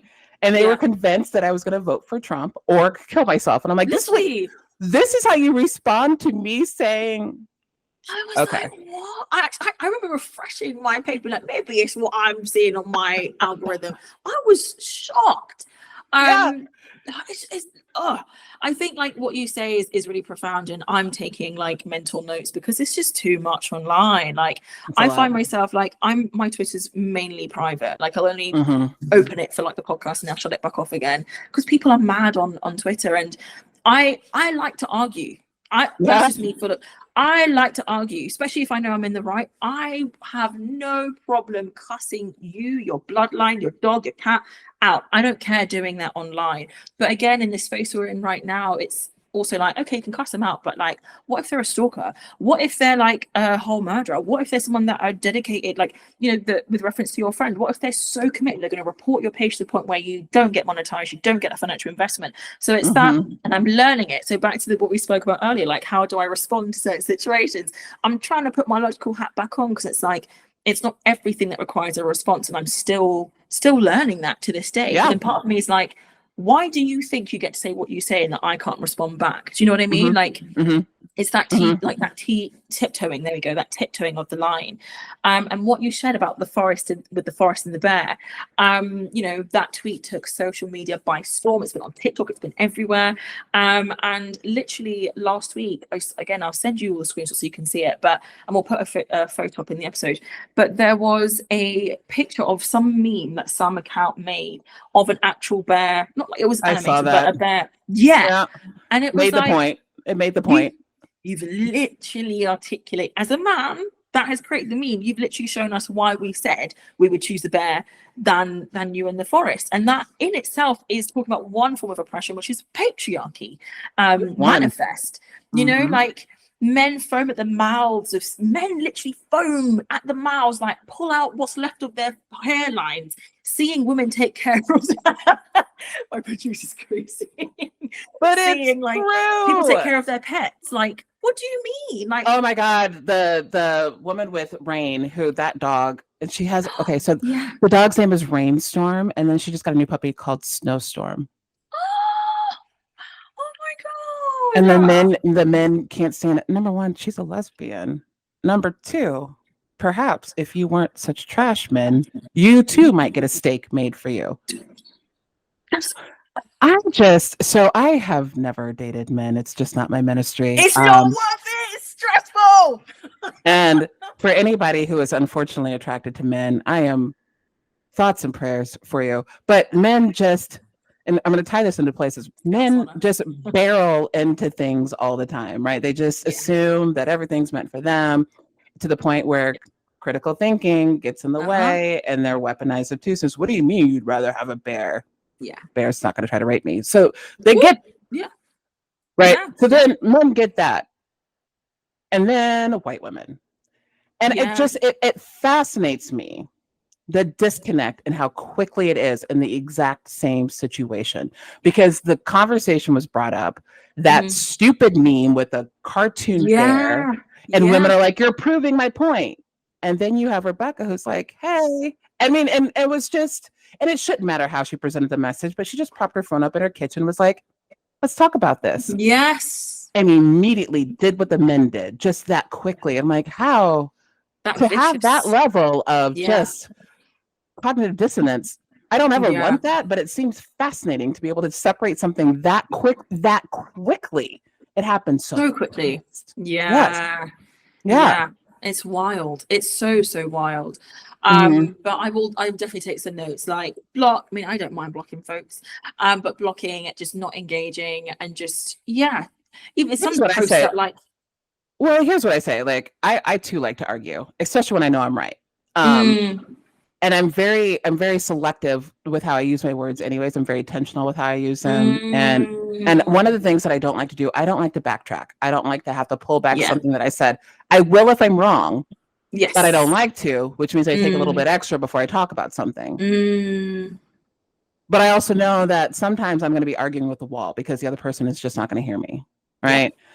So all I would say to anybody else is trying to figure out how to keep their peace is just pay attention to how somebody's responding to you in those first couple exchanges. If they're not bending at all, leave it. They don't want to. If you find a crack in the door, what I will often say, especially if somebody comes in hot, just hot and mad, but I sense a crack, then I will say, take a breath. Take a breath and think about what you're actually upset about. And on the flip side too, when I get really riled up about wanting to respond to somebody else, like, Portia, take a breath. Is this person worth it? Is this situation worth it? Is anybody going to actually learn anything from this? Because sometimes I can take that and make it for somebody else. And sometimes I'm just fighting with that person. And now I'm upset. They don't care. And my community has learned nothing. And so the only person that wins is them. And that's not going to happen. So you just kind of have to like weigh what's going to be best for you. And then also for your audience or for your community or whoever see what you're doing as well. It's a precarious thing, but it really comes back to making sure that you're okay. And fighting these unnecessary battles will stress you out beyond belief. Yeah, definitely. Because to finish what I was saying, like even some posts, like there has been for quite a few years, but for instance, there is a lot of young. Actually, no, not even young. There are a lot of Black people that are going missing and turning up dead in the River Thames. It's a little bit suspicious. There isn't much support or resource given into that. But I find myself in a place where, like, it's not because I don't want to, but like, as in, like, I don't want to like support. It's just like I can't watch that. I can't reshare because I think in my mind, shit, what if that's my sibling? What if that's my cousin? What if that's someone that I know? Like, it is traumatic to see that over and over again. So the things you're saying, like, you know, being conscious about your consumption is also a really, really key thing that I'm trying to. I thought that was okay. Ignore me. I thought I heard a noise. Was that the door? Might be upstairs. Sorry, might be the neighbors. But I'm trying to be really, really conscious of as well. Hello viewers, wherever you are. Thank you for tuning in to another episode. We're taking a little break now, but stay tuned. We're going to play Wavelength again, everyone's favorite game. So stay tuned and I love you. Bye. As the definition of disruption states, and we've gone through the definition already, you know, do you think you see enough digital disruption in the political landscape? Are there enough alchemists, or are they hidden by suppression? Suppression. Suppression, absolutely. If Black and brown faces are already suppressed in general for our content, it's nothing that is a surprise. It's nothing that is a shock to anybody. If it is a shock, then I just want people to pay more attention. Yes. So we already faced that. And then if we start talking politically, unless it's a political person that has found themselves that understands they can make money by speaking for the far right, our stuff is suppressed. I have on TikTok 205,000 followers. Wow. And my videos will maybe hit 3,000 or 4,000 views. If I'm lucky, 5 or 6. Wow. Wow. I have the video that I did on Rebecca that skyrocketed, and I know why it did. It's because I came in hot. TikTok loves to see Black women, especially angry. So I know 100%. That I can change my voice, but it's absolutely suppressed. It's absolutely suppressed. And what's wild is, again, until the algorithm hears what a Black person is saying, you might not see them, right? But if it's somebody that is writing hard for the far right, whether it is what they really feel or whether they found a paycheck to have them doing it, either way, then we see their stuff out there, because then white supremacists, agents of white supremacy and race is going to be like, yeah, look at that boy, he's talking real good, and it's all like they're speaking words. But the suppression is wild. It's wild. And it's why a lot of us have other options. Your podcast, my Patreon, other ways to make sure that we're being seen. 100%. And then also that we're not affected like financially, because this is money for us. But yeah, if I were to trust an algorithm to make sure that my community sees my stuff, I would be out of luck. I would be out of luck. People wouldn't see it. So it's gross, the suppression, because it's so obvious, right? There's not even an attempt to hide it. It's just right in your face, like and there's not much effort. Again, the way that the system is set up currently, it's like, if the system works to benefit the subjugation of one but the supremacy of another, like why change it? Do you know what I mean? Like, it's weird. And when we talk about social media, like, social media is characterized often as a place or a location for escapism, you know, and people debate a lot about whether even politics or social justice should even be like online as well. And as you shared already, like, even on my podcast, like, I'm grateful to have over 1,000 followers currently on both TikTok and Instagram, but like, when I will share a story, less than 1% will see the story, less than, like, I'd say like 0.01% see like my posts. If I choose to not post for a little while on my podcast page and I post an not innocuous, but still politically charged like story, I get like a couple hundred at max. The minute I post anything about what's happening globally across the world at the moment, my views drop down to like 10, 20 people that see my content, which is like, why are we doing this? Right. It's insane. And I think that also somewhat ties into, like, you know, the commercialization of like just even like one's identity, one's brand on social media. In research by the Pew Research Center, 40% of social media users in 2020 believe that social media was a place that was important for expressing political opinions after George Floyd, but that number has now decreased to 27% as of 2023, which I think is absolutely insane. When we talk about what's going on right now with Palestine, the trial at the International Court of Justice, in the UK, no major news channel covered that. Only Al Jazeera News, and that was when we had to click onto the live stream on YouTube. That was the only news channel that reported on it. And obviously now, because the tides are safe enough to sort of jump into, now we're seeing slowly but surely other mainstream channels sort of starting to report on certain things. But still, the language is it's still a bit interesting. But I think, to talk about suppression as well, I think there's also an element where we need to talk about the weaponization of people's reluctance to challenge and disrupt the status quo, but also the weaponization of people's sort of like fear of getting things wrong. I think that's a real big factor as to why we're not seeing much disruption about, or much people about, that want to jump into that space as well. And I also agree with you. I don't think we see enough digital alchemists, but I do believe that people who advocate unequivocally and are unafraid for social justice are increasingly growing. I just think, in sort of seeing digital alchemists provide, I think seeing digital alchemists provide people, even myself, sometimes when I see people like yourself, when I see people like Collector Capital, like, it just gives me that affirmation, like, okay, cool, I'm okay to show up as myself in this space authentically and still talk about social justice, and that it's okay to go against the grain. So that's what gives me that sense of comfort as well. Yeah, we have to remember that it is white supremacists' job and its goal to have people not talk about white supremacy. It is a goal to have people act as though it doesn't exist. So a lot of the pushback is because the conversation is happening, conversation that people don't want to have. You know, it's a quote unquote uncomfortable conversation, but it's really just a discovering conversation of discovery for white people to recognize how they've participated in the past, maybe even currently, and to just face that, right? To be able to face it without understanding or without feeling like you have to go completely into shame. You can face and acknowledge it and work on it without being shamed into it. And so because of that, I think that's why that some people will say that it shouldn't be here, that why are you talking about social media? Because they want us to be quiet. The same thing is, like you mentioned, the escapism in 2020, there was no escaping it. It was everywhere. And then as people, specifically white people, got burnt out on hearing about what we've been talking about for centuries, that's exactly it. They got tired of hearing about what we've been talking about for centuries. So when they got bored, they stopped participating, meaning they stopped with their black squares up on their profile pictures and their fist up and the different things. They got bored and they wanted to move on. And I say bored because it's not always a pushback, it's a disinterest. They want to escape from something. And the fact of the matter is the world is on fucking fire right now. So escaping from that is going to be offline. It's going to be offline. You cannot escape from what's going on online. No, you just can't. And then you find your pockets of joy.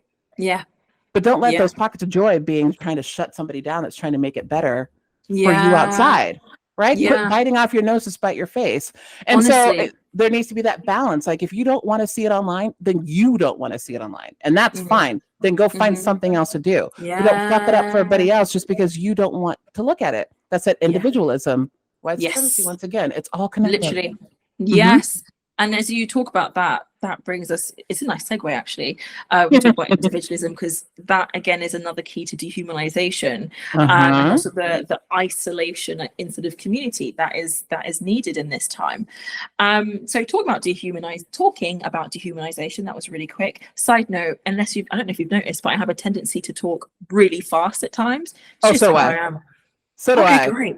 You're right on track. I'm like right with you. We're good. Great. Okay, fantastic. For those listening that are like, what did she say? I'm sorry. I tried to enunciate for you, so hopefully that helps a bit more.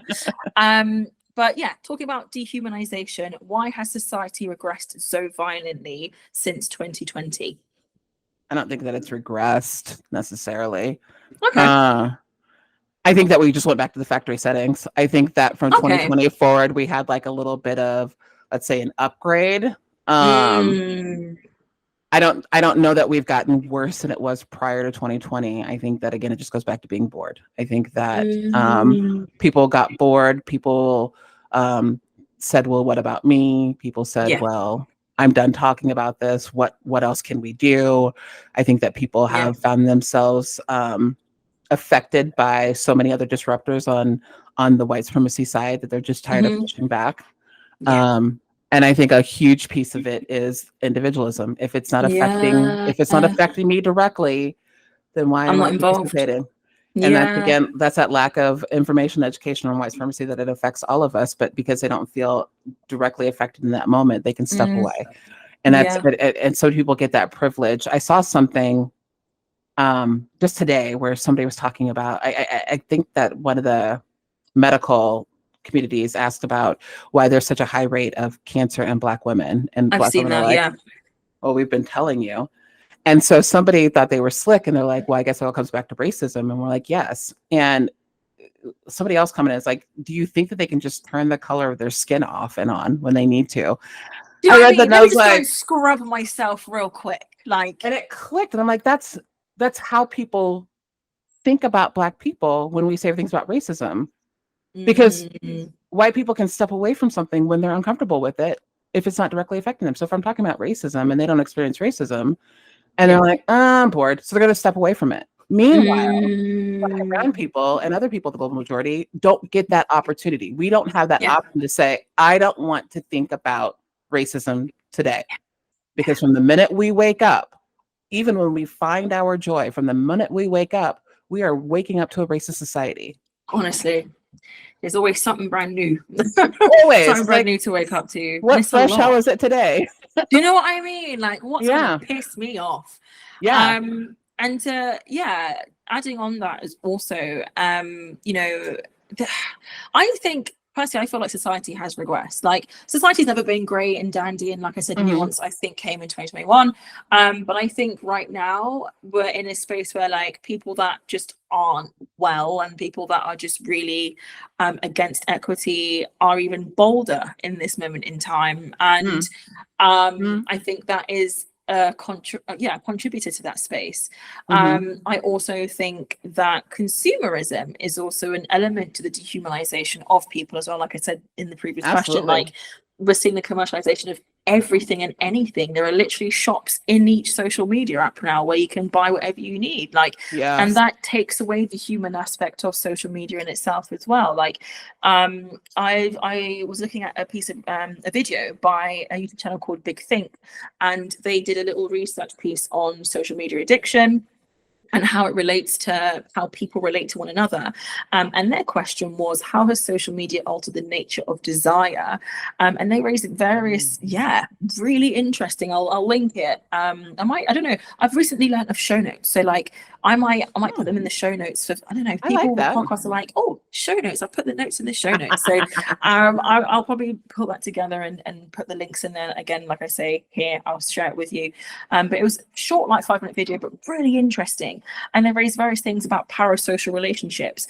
Again, they are on the rise with being online and being visible. That's part of like my worry.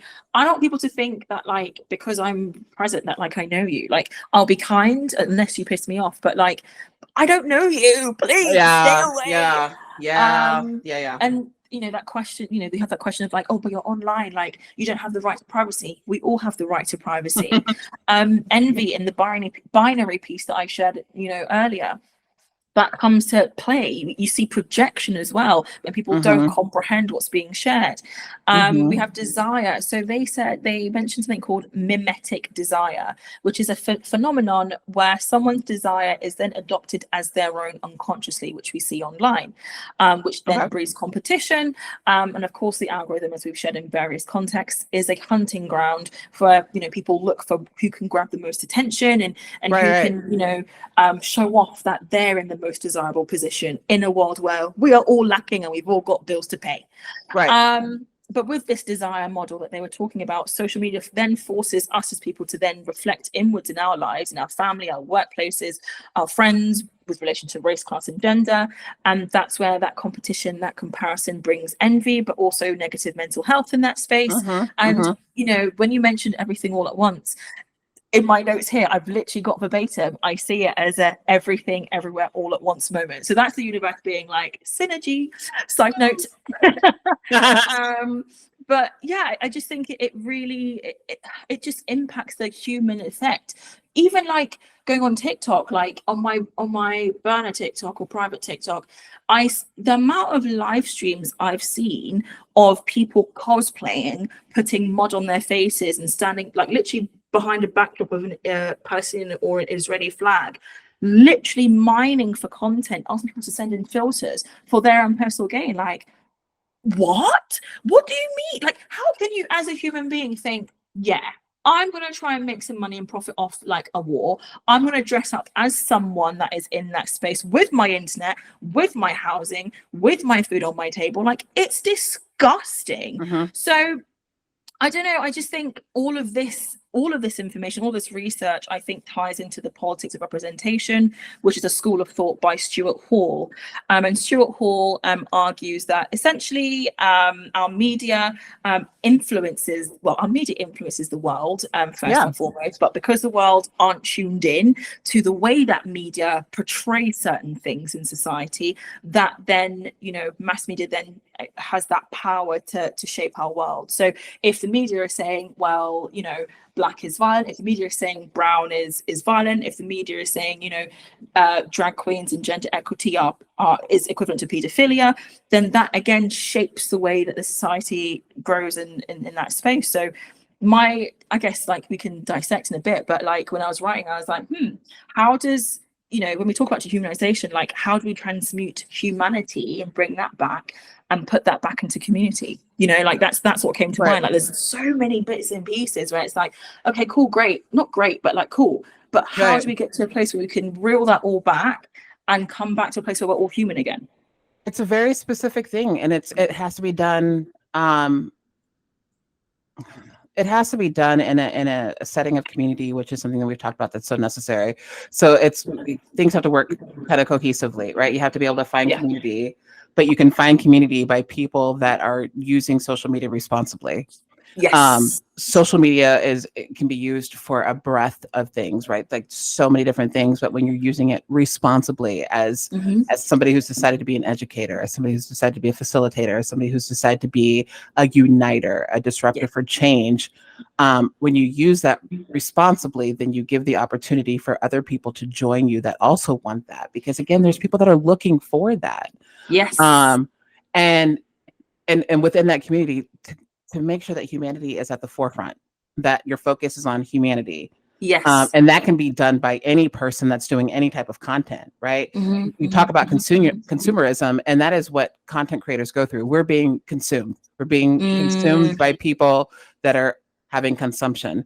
And then because capitalism is such an evil thing, but it really is. Yeah. Content creators have to think about capitalism because we think about our own bills that are loyal, but then other people might think about, oh, but they need our money, and if I don't like them, then I have to give them my money. It's cyclical. It's so true. So when you can find the community online, then you can find people that are doing the same thing that you're doing, and they want to keep bringing more people in. I think that it's just a really concerted effort that needs to happen with that humanity, making sure that when whatever space you're in online, that you remember on the other side of your screen is a person that is holding that. You talk about parasocial relationships, and I've had people that demand that I talk about certain things. I'm like, first of all, who are you? I don't know who you are. I've had people that felt like they were my friends or that we had a relationship. I'm like, no.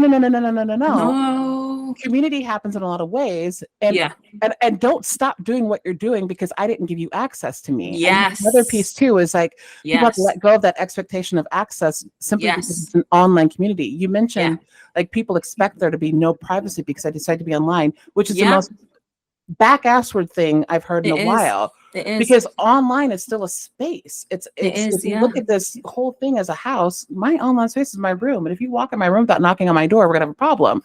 Yes. So people, it comes down to just keeping humanity at the forefront of the way that you view social media and the way that you participate in social media. It is always somebody on the other side of that screen. It is always somebody that is typing those words. Even when people are like, it's just a troll, don't respond to it. The troll, even if it's a bot, is working off of a program that was written by somebody that thought that it was okay to say those things. It always comes back to a human being. So we have to acknowledge the fact that humans are what is running social media. And that's what we have to pay attention to, right? Yeah. And it's a human, even if it's like the most white supremacist person in the world. It's still a fucking human being. I don't have to like them. I don't have to like them. I don't have to be associated. Questionable. I don't have to do anything with them, but I also don't have to dehumanize them. What does that do? That does nothing. And I want people to recognize that you can have a difference of opinion without saying somebody else is a garbage human being.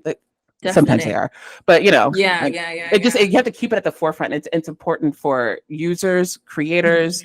I like to say content creators, comment creators, people that find themselves in the comments. People that are just viewing it. Remember that you're dealing with human beings, and this is not just some program that was written for you to interact with. That's true. That is a true point. And thank you for sharing that. And you mentioned community, which is again an esteemed thing that we want to see on social media. Community and political kinship are factors that are esteemed to on social media. And you know, as you've mentioned, the power community is so profound. So I guess my question to you really in that tangent is, how has community shown up for you through your work on social media? And on social media. Social media community has been fantastic. So even though I do what I do for Black women, my audience is largely white women. Again, the offshoot. Yeah. No if I look at my way. demographics, I have more white women follow me than I do Black women. Interesting. And I think that's because, again, what I do is an offshoot. People get to learn from what I do. And so that's fine. And the ways they show up for me is if somebody comes in out of pocket and they catch it and they handle it for me.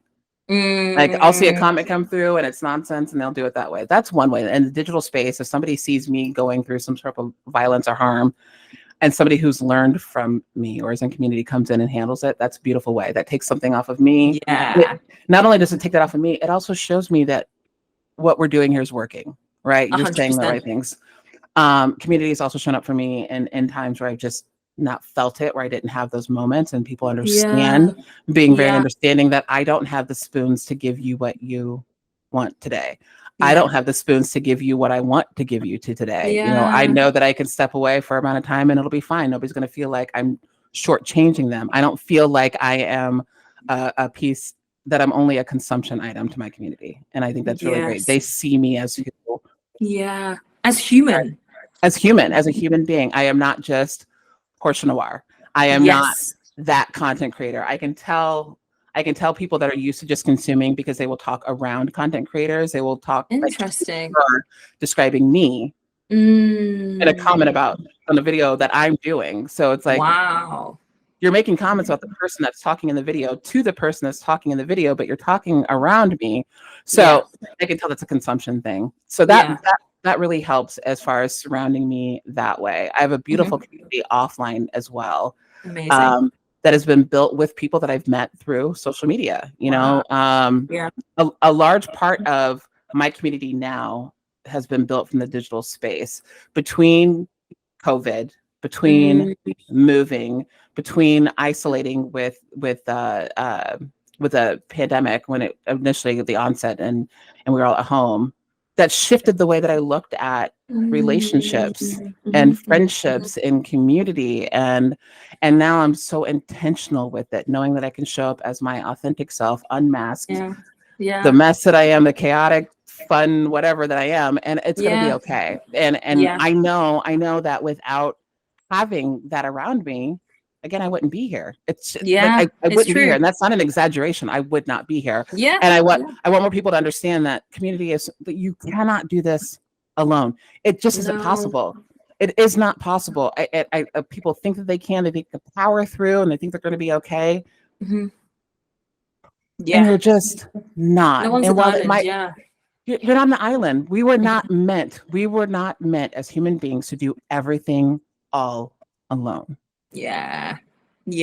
It's so true. It's so true. And again, to add on to that, you know, one thing the algorithm taught me, like dating, there is something for everyone. And you know, that means for right wingers, there is community and there's political kinship for them.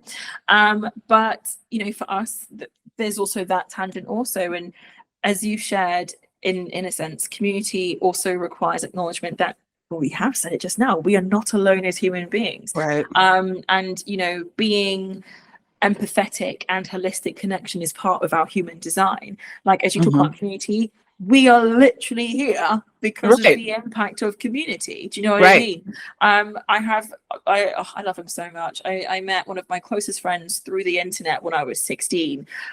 He's all the way in Sweden. I'm not going to name him because he might be a bit like, what the hell? But you know, like, he's been such a source of joy and support for me in that space on social media. In fact, he actually supported my research on neurodiversity and race. It's a bonus episode I did with the CEO of Black Send Mamas UK with Marsha Martin. It's on Spotify, check it out. Yes. Just a quick plug there. But you know, like, I'm still building my community. You know, like, you know, this, my baby TBC is nearly 2 years old now. She'll be 2 in August, and I'm still finding my footing. I think there's, you know, community is always growing. You know, people kind of leave the community. It's a revolving door, isn't it? Right. But you know, I think that with community, there's also the trust of investment. And if there's not that trust in the person that's saying, I'm going to put my time into you, then that kind of that community piece then disintegrates. There's no sense of like, you know, empathy in that piece and in that space really. So you know, if not for your investment, if not for Kelechi's investment, if not for, you know, Francesca's investment, if not for my folks investment, like I would not be here also. So yeah, I just think, again, we talk about this decolonizing, dismantling, disrupting what we are seeing here. We need to embody the values and again, authentically show up as ourselves and be courageous in that space to create these spaces of community for us. And yeah, that's that really. No, absolutely. Yeah. How have you had any moments where your work has been doubted or bypassed? We see so many times that the work of Black, Asian, and Indigenous peoples are commercialized and you know, colonized without credit. If so, how did you overcome? I think that the only pushback that I've had are just from people in comments, so I don't give that a lot of credence. I haven't had pushback from any type of brands or any type of organizations I work with. And I think a lot of that is attributed to my tone and the way that I show up with grace and all that good stuff. Yeah. So I haven't ran into that. I've seen it with other people. And the advice that I've given to them would be the same that I give to myself, is to remember that nobody gets to define your worth other than you do. So 100%. It's kind of the same conversation with if somebody's committed to misunderstanding me, I'm not going to give them a lot of attention. If somebody's committed to believing that the work that I do isn't worthy, if somebody's committed to thinking that the work that I do is worth less than what I know it is, they are not worth my time. They're not worth my time. And I think maybe it's just the way that I deliver my message that I haven't been met with that. I know that it's happened. I just haven't been met with that personally. Yeah. And brilliant. I'm glad that you haven't had that. Knock on some wood there. Yeah. But I'm glad that you haven't had that much pushback, or no one's sort of been disgusting enough to try and colonize your work. And I asked that question because, again, there's so many examples of that. There was an example of, I'm not going to name them just in case, but I believe there's the wife of a football player in the US who has now got like a sponsorship deal of like mixing up jerseys and all that shit. But it's like Black folks have been doing that for time. So like, where's the investment for them? Where's for their creativity and their originality? But oh wait, because it's black skin, because it's brown skin, it's ghetto, it's not authentic, it's not worthy of being seen. It's just really interesting. We've seen concepts, even like tweets. Someone will have like a tweet on there, 20 seconds later I'll see another tweet on a different exact same wording. Exact same thing. But in the words of the Puerto Rican princess Jocelyn, nobody is better than the original. And that's that. So much. She's such a mess. Such a mess. I know that white women have tried to do something similar to what I do. Interesting. I know that they've tried to do anti-racism education. And the reason why it doesn't work. It's not you. I think that we all have a very specific way of doing things. It's not me, number one. But I also think that in the work of anti-racism and decolonizing work, I think to do it effectively and to be a participant in it, you need to learn from somebody who has the lived experiences. 100%. And so when people try to learn, when other white women try to learn from another white woman, you have the comfort there in knowing that you're learning that it looks just like you. That's probably going to give you a pass if you start to cry or get uncomfortable. Yes. It's a lot of third party telling of situations and experiences. So in that aspect, sure. Do I give it any attention? No. Because it's not going to last. I mean, even if we talk about, I think that some people think of themselves as the Jane Elliots or the Tim Wises of today. And here's what I will say about both of them. Jane Elliott pushed back on some Black people recently with what they had to say. Tim Wise had some anti-Black statements on Twitter.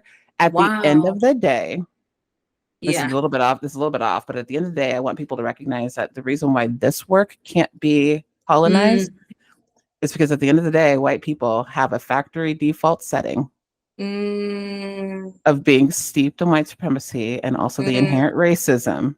And the amount of work, the amount of consistent work it takes to be an accomplice to this work. Yeah. It's a lot. It's a a lot. lot. And ideally, if you do that work, what should then click after that is recognizing that your voice is not necessary in a space like this. In certain conversations, find people that look like you after you've learned and then send them our way. Yeah. But don't just try to take what we do. So yeah, and that aspect it's tried, but it's been done so poorly. I just don't give it a lot of attention. Great. I love that. To even add to that as well, like, actually, like, even as you said that, like, I think that's why, like, sometimes when we see folks like white people that aren't racialized, we see people that actually have that nuance and have that thinking and that are like proper allies. We as a community at times can actually be like, oh my gosh, like, we invite you into our space, like, we celebrate you because, like, you get it. And if there's a space where we have to correct a certain phrase or something, that we aren't met with that resistance. And it's so unfortunate that it's a rarity to see that level of transparency in one's individuality, and that piece where you say about, like, taking away pride and ego, where we see the ego and pride stripped away from the human being. Even like talk about visibility of work as well. In some research, in an article by Ad Exchanger, in 2022, people from the global majority, influencers, and the such, in 2022, 29% of people of the global majority were paid. Sorry, let me start again. In 2022, we're going to have to edit that bit out. You're making sure that Francesca's working. Sorry, you're making sure that Francesca's working today. Like, you're gonna do this. We're gonna have some edits for you. You're gonna have some things to fix. I'll grab the bloopers. But that's perfect. Oh gosh, let's reset. Thank you. We've got, by the way, 4 questions left. So, like, I feel like we're doing good time wise. How are you feeling in terms of flow? Oh, I'm good. We're doing good. Okay, great. Great. So let me get a quick swig. This is fine. Jesus Christ. Amazing. I was like, what is Chantal saying? Okay, cool. Let's start again. So, an article by Ad Exchanger in 2022, influencers from the global majority earned 29% less than white influencers, and Black people earned 35% less than that statistic group, which is, like, insane. Another statistic by the same like media house: 77% of Black influencers with fewer than 50,000 followers were paid around $27,000 versus white influencers. So white influencers got significantly more despite having under 50,000. Which, again, that when we talk about class, that's a huge class disparity, because we're talking about completely different tax brackets. We're talking about completely different access in terms of branding, opportunities, career growth potential, which in itself, it's a colonization of the internet. Right. And we talk about, the algorithm, and we've said it quite a lot on this episode. There's an article written by Gianna Williams titled Black Content Creators' Responses and Resistance Strategies on TikTok. And she published that in 2023. And she shares in her article, in the piece that I'm referencing here, that, of course, with the algorithm, there is a specific algorithm called content filter. Oh my God! Sorry, you were going so good too. I was going so good. Fuck. Anyways, I think because I'm I'm good for time. Okay. An article by Gianna, that's another good blooper as well. In an article by Gianna Williams titled Black Content Creators' Responses and Resistance Strategies on TikTok, released in 2023, she says, with relevance to this question, that the algorithm mechanics that is used is called content filtering algorithms. Now, content filtering algorithms recommend other items similar to what the user likes based on their likes, their actions on the app or feedback on the app. And of course, as we've discussed in various formats, some content creators adapt their content to align with the platform's preferences, therefore creating an environment of conformity instead of resistance. And of course, resistance is integral to digital alchemy, but resistance is also integral to, disrupting, decolonizing, and dismantling. Sorry, I know that's in the wrong order, but it's integral to that piece there as well.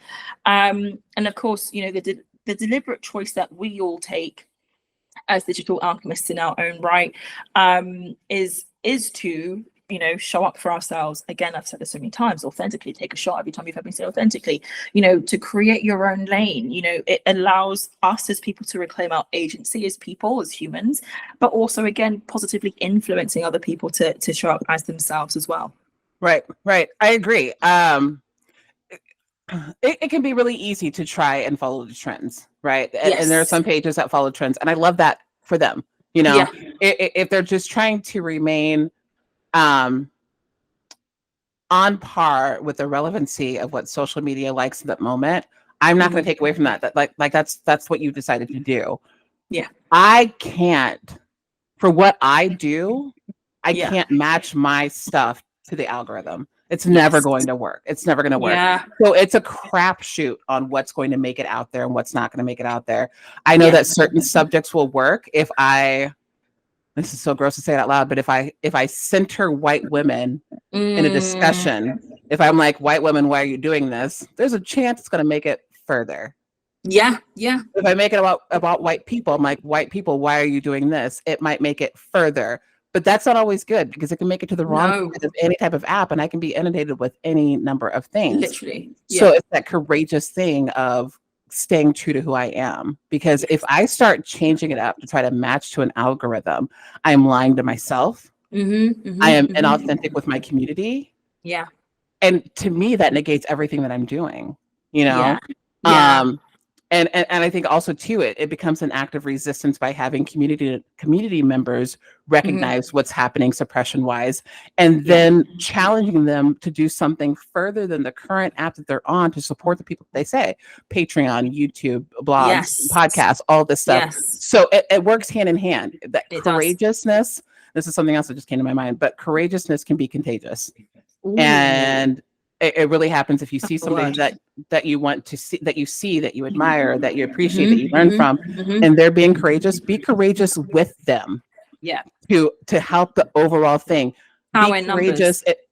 Be courageous in ways that we can't be. That's why we say, like, don't speak for us. Like as white women or white people, don't speak for us, but amplify what you hear from us. Stand with us. Yeah. Stand with us. Use your privilege to get our shit out there. Repost our videos, duet our videos, something, right? Yeah.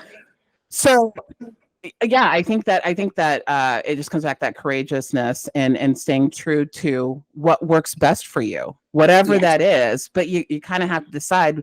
But the algorithm is very specific with what it does. It's very specific with what it does. And it's even more interesting in this world because our attention span as humans is short as it is. It has, yeah.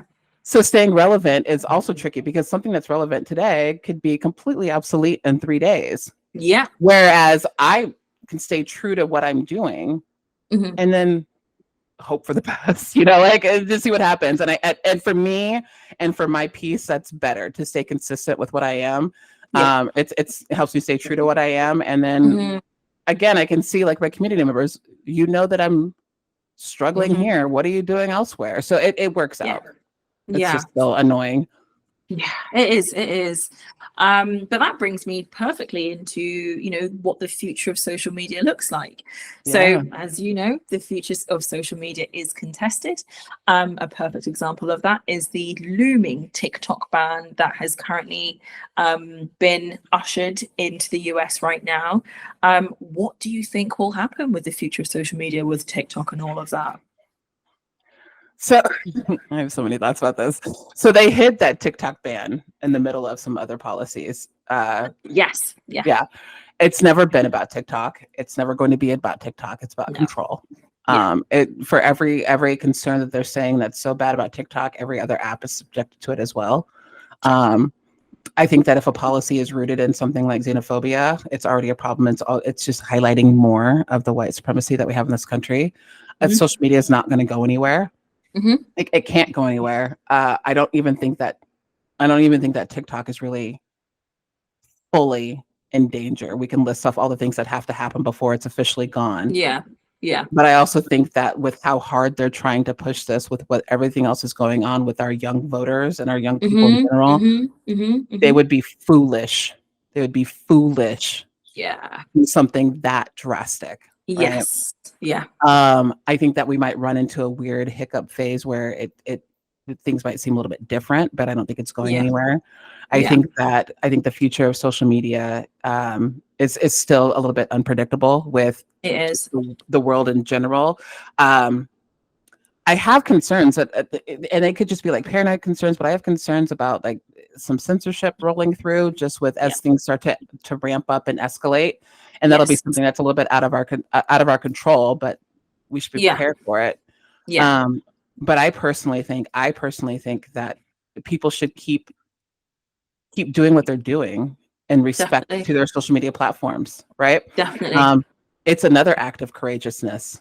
We all know. I think that 98% of us, maybe even 99% of us, know that this TikTok ban has nothing to do. It has nothing to do with that. It has nothing to do with safety. It has nothing to do with security concerns. Nothing. It's 100%. about control. It's about control 100%. because right now there are so many different projects going on right now to get money over to people in Gaza and to help people evacuate. People are finding out what's going on.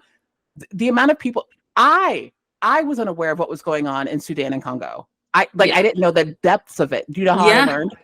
TikTok, which then took me somewhere else. But it came to me because of TikTok, and that is a concern. It is so this big threat. It's a controlling nature of the government to keep us hopefully in line. It's all a version of propaganda. And what's happening is that the government is seeing so much how we are not in the early 90s. We're being radicalized. We're not being in radicalized. the bad sense. You can't do this shit on national television. No. And then act surprised when people are like, we saw everything. That's not right. Yeah. What you're saying isn't what I saw. So we might run into some hiccups, but I think that social media is here to stay. I think that we also have a huge hand in what it continues to look like, right? Definitely. I think that as more revolutionaries start to become vocal on social media, as more revolutionaries start to realize what social media can do, I think that we're going to see a change. I think that as we roll into almost 250 days of the genocide in Palestine and more people being radicalized to start creating content, there's a lot of people that are now doing stuff that haven't done anything before because they're so frustrated. So what's really funny is that if the government wants social media to slow down a little bit, then they need to get their shit together. Like, the call is coming from inside the house. Inside the house, you are mad at us for talking about the bullshit that you're doing. So, I think that it's fine. We just might run into some hiccups, and I think that depending on how this next election goes, this is making my stomach hurt. But how this next election goes is what we're going to see. Some really interesting things. It's going to be interesting to see what happens. Yeah. I agree. To add on to that, you mentioned that it's lobbed into a bill, isn't it? So the bill passed on the 24th of April this year, and it was part of a package deal. So in this package deal, there is $61 billion of aid to Ukraine, $26 billion of aid to Israel. And I want to highlight that simply because, what was it not, a couple of days ago, Joe Biden is now withdrawing support from Israel, and Israel now saying that they'll stand alone. He's threatening it. He's threatening it. He has even firmly said, he's like, if they he's threatening it. Yeah, he's like, if they go with a major attack on Rafah, never mind, Rafah's being decimated as we speak, but if they go through with the major, then he'll pull back. So he's still riding the fence. He's not firm in anything. He's still got Netanyahu's balls stuck in his throat. Joe Biden. Literally. Joseph Robinette. Guzzling that. I mean, I cannot stand this man. Joseph Robinette. Literally. I don't dislike a lot of people. I'm indifferent to a lot of people. Yeah. I dislike Joseph Robinette. I don't. Yeah. I don't blame you. I don't blame you. Like, It's mad. Like I only learned literally this year that like Joe Biden's politics was way like, I always thought he was like great Democrat, you know, like Joe Obama's like right hand man. So like when I found out that he was like pro segregation, I was like, we're seeing who Joe Biden actually is right now. Oh, okay. So it's mental. To even add on to this package deal, apparently there's $1 billion of humanitarian assistance to Gaza. I ask, where is it? And also $8 billion to counter China's military arsenal. As we've kind of shared, I don't think it's a coincidence that, you know, the management of these platforms like Meta, Twitter, and Instagram are led by people who have, well, let me not try and get ourselves sued here, that have right-wing views. Do you know what I mean? Like it's not. You're not saying anything out of the norm. We see it. Like they show us. It is what it is. Yeah. Like certain platforms have literally interfered with presidential elections. They bear the responsibility for severe data breaches, and yet they're not banned. I will forever have beef with Jack of Twitter because 40 billion, if I had that money, great, but $40 billion worth of money to give it to apartheid Clyde. You want to give it to apartheid Clyde, who's giving me bots in my bloody mentions? He has. Are you kidding me? Between the racism and the porn on that site, Honestly, I have seen more vaginas in my comments on Twitter. And I'm talking about West Supremacy, and it's like nudes and bio. Elon, yeah, literally, read the room. Please, I could tweet like the sky is blue, and Proud Patriot 69 could be like, yeah, your skin is darker than my shit. Are you okay? And then on top of that, I'll then see like 5, like you said, like all. Well, I'm private, but like on other people's comments, like, oh yeah, like here's this. Like you said, like I've seen so much. I don't need to go to Pornhub anymore. No, I need it's just right there. Anymore. It's just right there. Right there. $40 billion to turn it into a cesspool of rubbish. It's irritating, and it's like you can see that it's blatant mismanagement again. It's blatant sort of like the disruption of community as well. And to center back this question, like the power of social media, the power of TikTok especially, cannot be ignored. We've seen people say, I'm in dire straits, this person's abused me, within 24 hours, their house, their family, their job. People have found that, and their repercussions are done in the legal way most of the time. And most of the time. And we see, you know, things like hacks. If I want to look at a recipe, I will go on TikTok. If I want to listen to a perspective, or I don't know, a new fact on history, or listen about Bollywood or whatever, I find that through TikTok. You know, there are over 1 billion users on that platform alone, double of Snapchat's, and they're catching up to Instagram. And TikTok currently, yeah, it's my favorite platform. Like I could be on there for hours. The amount of content I have kikied over, especially with the Kendrick and Drake beef. Also Team Kendrick all the way. Team Kendrick all the way. I have not seen, like, here's my house lately. That is in my head all the time. Like they did a bachata version of it. They did like a Blink 182 version of it. I need to say that this man has lost. I have never seen anybody take an L. Oscar Mayer, the hot dog company, they have an ad on Instagram, and it's 2 hot dogs in a bun. BBL Glizzy, right? Yes. BBL Glizzy, yeah. They had a library to Kendrick. Yes, I saw the library with the book, with the Legal Brown book.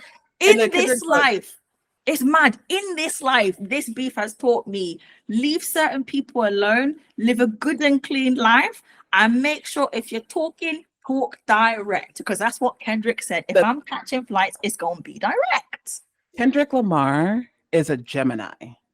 Gemini rising, may I add as well. Okay, there you go. So Geminis also get, I'm sure you probably know this, but Geminis get a bad rap as being the twins and being wishy-washy. Geminis are actually a mirror. They hold up to you what they see. So the energy that you get from them is what you give them. What you get back. Audrey Graham could have just shut up. But the thing is, he doesn't learn anything. Aubrey Graham just keeps talking. And then it's just it's nothing there. There's nothing. There's no substance. It's like, Aubrey, it's okay. It's okay, honey. You just stop. Just stop. Yeah. Just okay. Fuck it. But the geeking, but like laughing. It's a fun place. It's and the app itself, even as a content creator, it's the most toxic relationship because there will be moments that'll like really have people following you and seeing your stuff, and it's a lot of fun. But that's the app. That's the app that gives us all the information. Yeah, it really does. And to kind of finalize this piece, like, I don't think TikTok will be banned. I don't believe it will be. Even if it is banned, and God forbid it is, I think the UK will strictly follow. I believe that with my whole being. So I really hope it doesn't go through. But this whole kind of threat that's happening in the US right now with TikTok is a proverbial call to arms for people, us as alchemists, to really dismantle the campaign of suppression, disinformation, and again, isolation online. Like, it is literally imperative that we stand up, like, and that's that really. So how should social media take care of the mental health of its users? Social media can't do that. It can't. The apps themselves can't. It's going to be the people that participate in social media that are going to do it. To put out the layers of protection that are necessary, the apps would have to change everything that's true about them. They would have to reimagine and re-examine their algorithm. They would have to re-examine their community guidelines. They would have to re-examine what they allow, what they don't allow. So social media itself, that itself is not going to protect people. I think that it comes back again to how people use it responsibly, right? And it seems like talking to kids here, but sometimes it's like, if you don't like something, then just scroll past it. You don't have to engage everything. You said earlier, not everything deserves a response, and that's true. Not everything that happens to us deserves a response. We know that as part of healing, but not everything that we see deserves a response. You can dislike something and just dislike it and move on. You don't have to make the person that's talking about the thing that you don't like somebody that you choose to attack. That doesn't make any sense whatsoever. So it comes down to a lot of responsibility and a lot of reminding people about humanity and understanding, like, just don't be a dick on the internet. It seems so simple, but it's true. Don't be a dick on the internet. Find someplace else to work through whatever you actually have going on. There's so much displacement of feelings and so much projection of feelings and emotions, because for people to get so mad, like somebody to get so mad at Rebecca for what she did with that company, they don't know who she is. And to give all of that energy and all of that anger to somebody who is a stranger on the internet. It's wild. You got something else to go on. So I think it comes down to a lot of like personal responsibility. And healing. I will always talk about healing. If more people started paying more attention to healing, you start to realize how little what other people do and say and think about you, how much that actually matters. That's not going to say it's not going to hurt, but it's going to matter a lot less. I agree. I agree. I think to elevate this piece as well a bit more, like, the question for me when I was thinking about it was, for me, a place where we intersect your Portiaism to widen discourse about decolonizing healthcare, for example. Because of course, there are so many stats, which I'll share in a minute, that with the consumption of social media, it can negatively impact mental health. And if someone is looking to get mental health support, depending on your race, gender, sexuality, disability, the way that people can access care will be completely different across the board. And preventative care is what protects the user experience of social media users. So, like, a couple of stats just to share here, like in the UK as of 2022, 1 in 8 children aged 11 to 16 who use social media agreed with the statement, "I have been bullied online." So that's another facet of social media presence. Nearly 2 in 3 children who've used social media agree that they feel safe using social media, but girls were less likely to state that, with 56.1% saying that they felt safe, in comparison to 69% of boys on there. Now, if you look at social media, object of desire that we've discussed already, body image, eating disorders. Oh my gosh, trigger warning, eating disorders. All of that comes into that space. And we even see like a decline in the proportion of people who are even on social media, like reporting racist comments. So, for example, as Ipsos did this research, so in the UK, around 53% of the public say that we need to do more to tackle racism in the UK. However, 4 in 10, so 22%, felt that we were doing enough, doing okay, and 12% thought that we were doing more than enough, with 3% thinking that there was no racism in Britain, which I think is absolutely bewildering. Now, in the same research by Ipsos, there's also been a decline in the portion of white people that report seeing racist content, because again, there's that nuance. With different marginalized identities, you're going to get an influx of abuse dependent on what you're talking about or who you present as. That number, so originally in 2021, 32% of white people in the UK would report racist social posts. In 2023, that number dropped down to 26%. And that's, like, to me, it's absolutely, like, it's mad. But when it comes to people in ethnic minority backgrounds, or of the global majority, we should say, there's not been much of a decline. 55% of people in 2021 reported content. 53% of people, 53% in 2023 now report content. So, slight decline, but it's not as a drastic a decline as we're seeing in comparison to, our white counterparts, which again speaks a large question of white supremacy and humanity, again, as we're saying this, but also just the health impact of the lived experience on social media. The fact that there's a disparity in identifying racism between the ethnic groups is a statement in itself. Do you know what I mean? So to sort of lighten the question, or end this question on a positive note, there are some recommendations that have been provided to alleviate stress and provide preventative care before needing physical care, that we've spoken about, I suppose, in terms of blocking and removing content. But in content provided by Young Minds, they have like a whole pack list, like quite nice, like slide deck. They're a young people charity, and one of the recommendations are to support, thinking about supporting causes. So if someone is on social media, what change do they want to see in the world? How about using your own personal feed to support the causes that you care about and make them happen? Checking in with yourself. You said this already, check your mood before going online. If something isn't quite right, take a breath, like you said. Is social media going to make you feel better or worse than then? Worse than where you were then? Unfollowing, muting accounts if they upset or take too much of your time. Or better yet, we hear people say this all the time, taking a detox on social media, like delete the apps if you need to, deactivate your account for a little bit if you really need to do that for a period of time. So those are bits that can really support us as folks online, digital alchemists online, to stay safe and get that mental health support, really. But it really is down to, anyways, actually, let me not go too much in that. Again, ties into our next question really nicely. What does a decolonized social media world look like?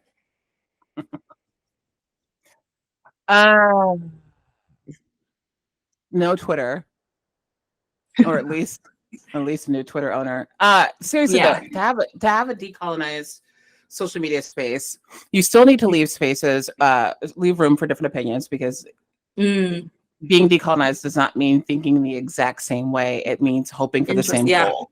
Right? That's so true. So you need to still have space for nuance, for understanding. I think that it also creates a space for people to show up when they show up, because, like we've talked before, we're all radicalized at different times. We're all radicalized for different reasons.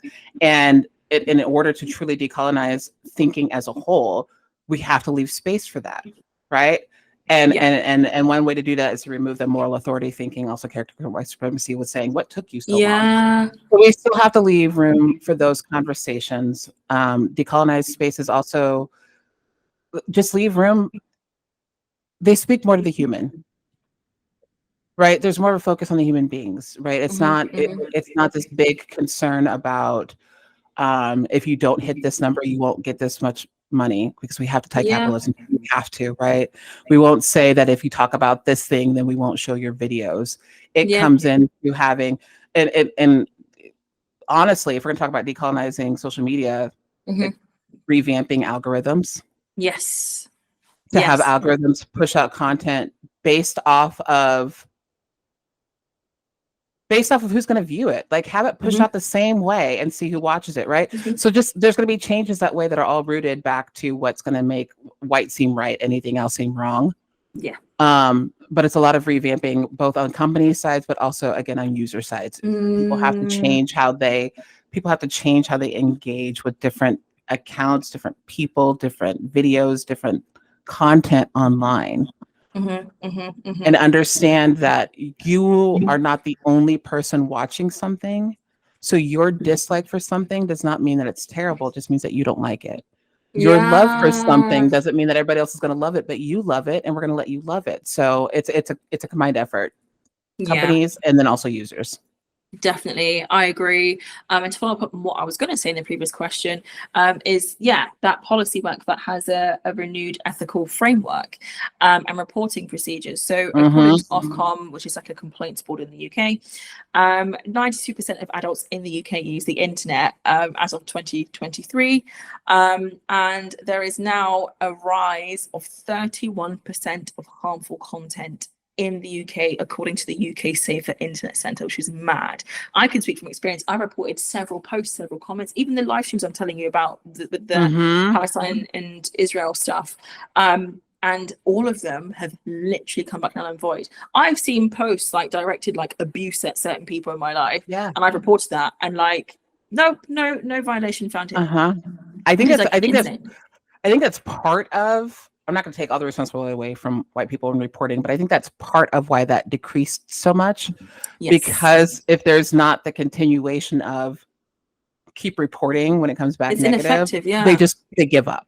They give up. And I think tying on to that, safeguarding should be an absolute priority. So according to District magazine, Dublin City University, you've got a call. Okay, cool. Dublin, let me start that again. So according to District magazine, in a latest research by Dublin City University, University's anti-bullying centre, boys between 16 and 18 on YouTube and TikTok are fed misogynistic content within 23 minutes of being on the app, which is insane. 23 minutes. That's all it takes to see Andrew Tate like on their feed. We've literally spoken about censorship online, and of course the censorship of political content has been proven. Political content which doesn't align with dominant social discourse. We see that with the censorship of Palestinian content versus Zionism, and we think about censorship. According to the Pew Research Center, 3 in 10 adults in the US get their news online. And with Instagram and Facebook Meta being exposed as the folks that are deliberately changing the algorithm, they've described, I'm going to quote here, what they deem political content to be laws, elections, or social topics, but no specific information on what is political. And there is a setting on our, on each account on Instagram and Twitter, not Twitter, on Facebook, where you can, change it so you can see political content. But that exposure was made in February 2024 this year. So it's like recent. Very, very recent. So to have that, admission, and then again have TikTok be a threat of being banned is absolutely insane to me. And I think for me, on top of that, a decolonized social media looks like, yes, we've looked at the micro level. On the macro level, we're looking at governments to not have influence on social media content, i.e. freedom of speech, i.e. again the TikTok ban. The irony that Joe Biden used Kendrick's diss track to promote his election campaign on the app that he wants to ban is absolutely astounding. He found a trending trend, like a trending sound to use for his campaign on the app he's trying to get rid of to talk to voters he needs. What fucking sense does that make, Joseph Robinette? Honestly, stop guzzling balls and have balls. Out of your mouth. Like it's just the jokes write themselves. Like literally, do you know what I mean? Literally write It's themselves. Insane. Like you're expecting the Singaporean, by the way, just in case they weren't aware, you're expecting the Singaporean owners. Do you know what I mean? The Singaporean owners, you expect them to sell in 9 months, but in those 9 months, you want to use what you can for what you can get out of it. While also continuously calling them Chinese. Come on. Come on. Like, I think that every now and then I have a moment of like, what the fuck are we actually living in? And this is one of those moments. Yes. Like, yes. Are we being punked? Are we being No, honestly. Honestly. Because he's been actively using that TikTok page. You would think that if you were actively trying to ban this account that you're so concerned about, you would shut down your account. Yeah. He's gonna keep using it. Like millions of people can see you. I saw it in the UK. Like you're across the pond, as the people say. Literally. And where did that come from? Across the pond. No idea. I've just taken it on board. Like I hear it all the time. We Brits hear it all the time. Oh gosh, that's so weird saying we Brits. We Brits. We Brits. I say black Brit, British, whatever. But like, yeah, I don't know where it came from. But like, yeah, Black Brit would be like a good like rock star name, like a good band name. It's a whole like culture on the like, Black Brits.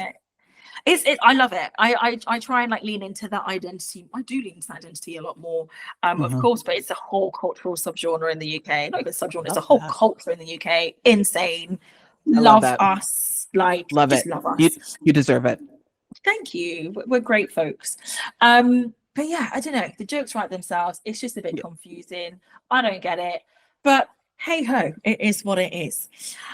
So to end today's episode, please share a word of encouragement to listeners worldwide, because TBC is a worldwide podcast. Worldwide podcast, should I say? Worldwide. Is that what the kids do? Is this Wednesday? Yeah, it's what we do here. I don't know. I think it's the Pookie guy. It's the guy that's like, it's how you act. It's how you act. Yes. But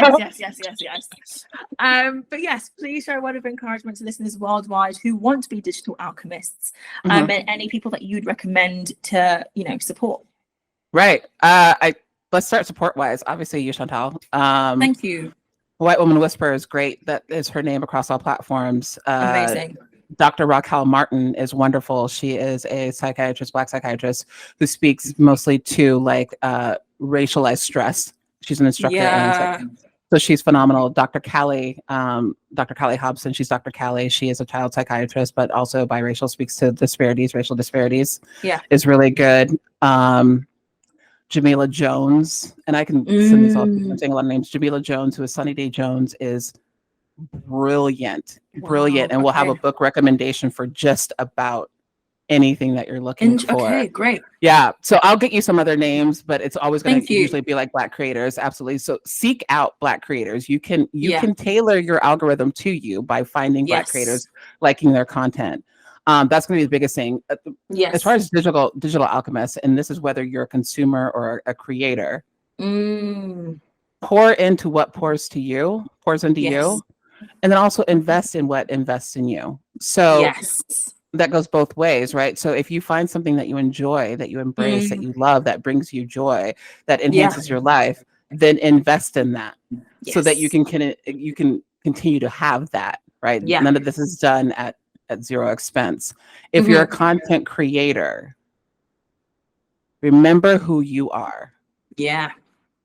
Remember who you are. Remember why you started doing this. Remember what joy you find in doing this, and understand that at the end of the day, you are doing this for you and for whatever your why is, right? And that as messy as people can be, as horrendous as people can be, there are still joyful people. There are people that are going to love what you're doing. There are people that are going to enjoy what you're doing. There's community there. But the biggest piece of it is making sure that you're okay. Whatever that looks like, check in with yourself, And before you think that you have to post something, why do you have to post something today? If you don't feel it, don't do it. If you see something in the comments that has you setting just not quite right, but you don't know if you want to deal with it, give it a minute. Give it a day. Right? Give it a day. And when you find those moments of joy, grab onto them and embrace them and hold on to them. Find your joy. Find what makes you laugh. Find something.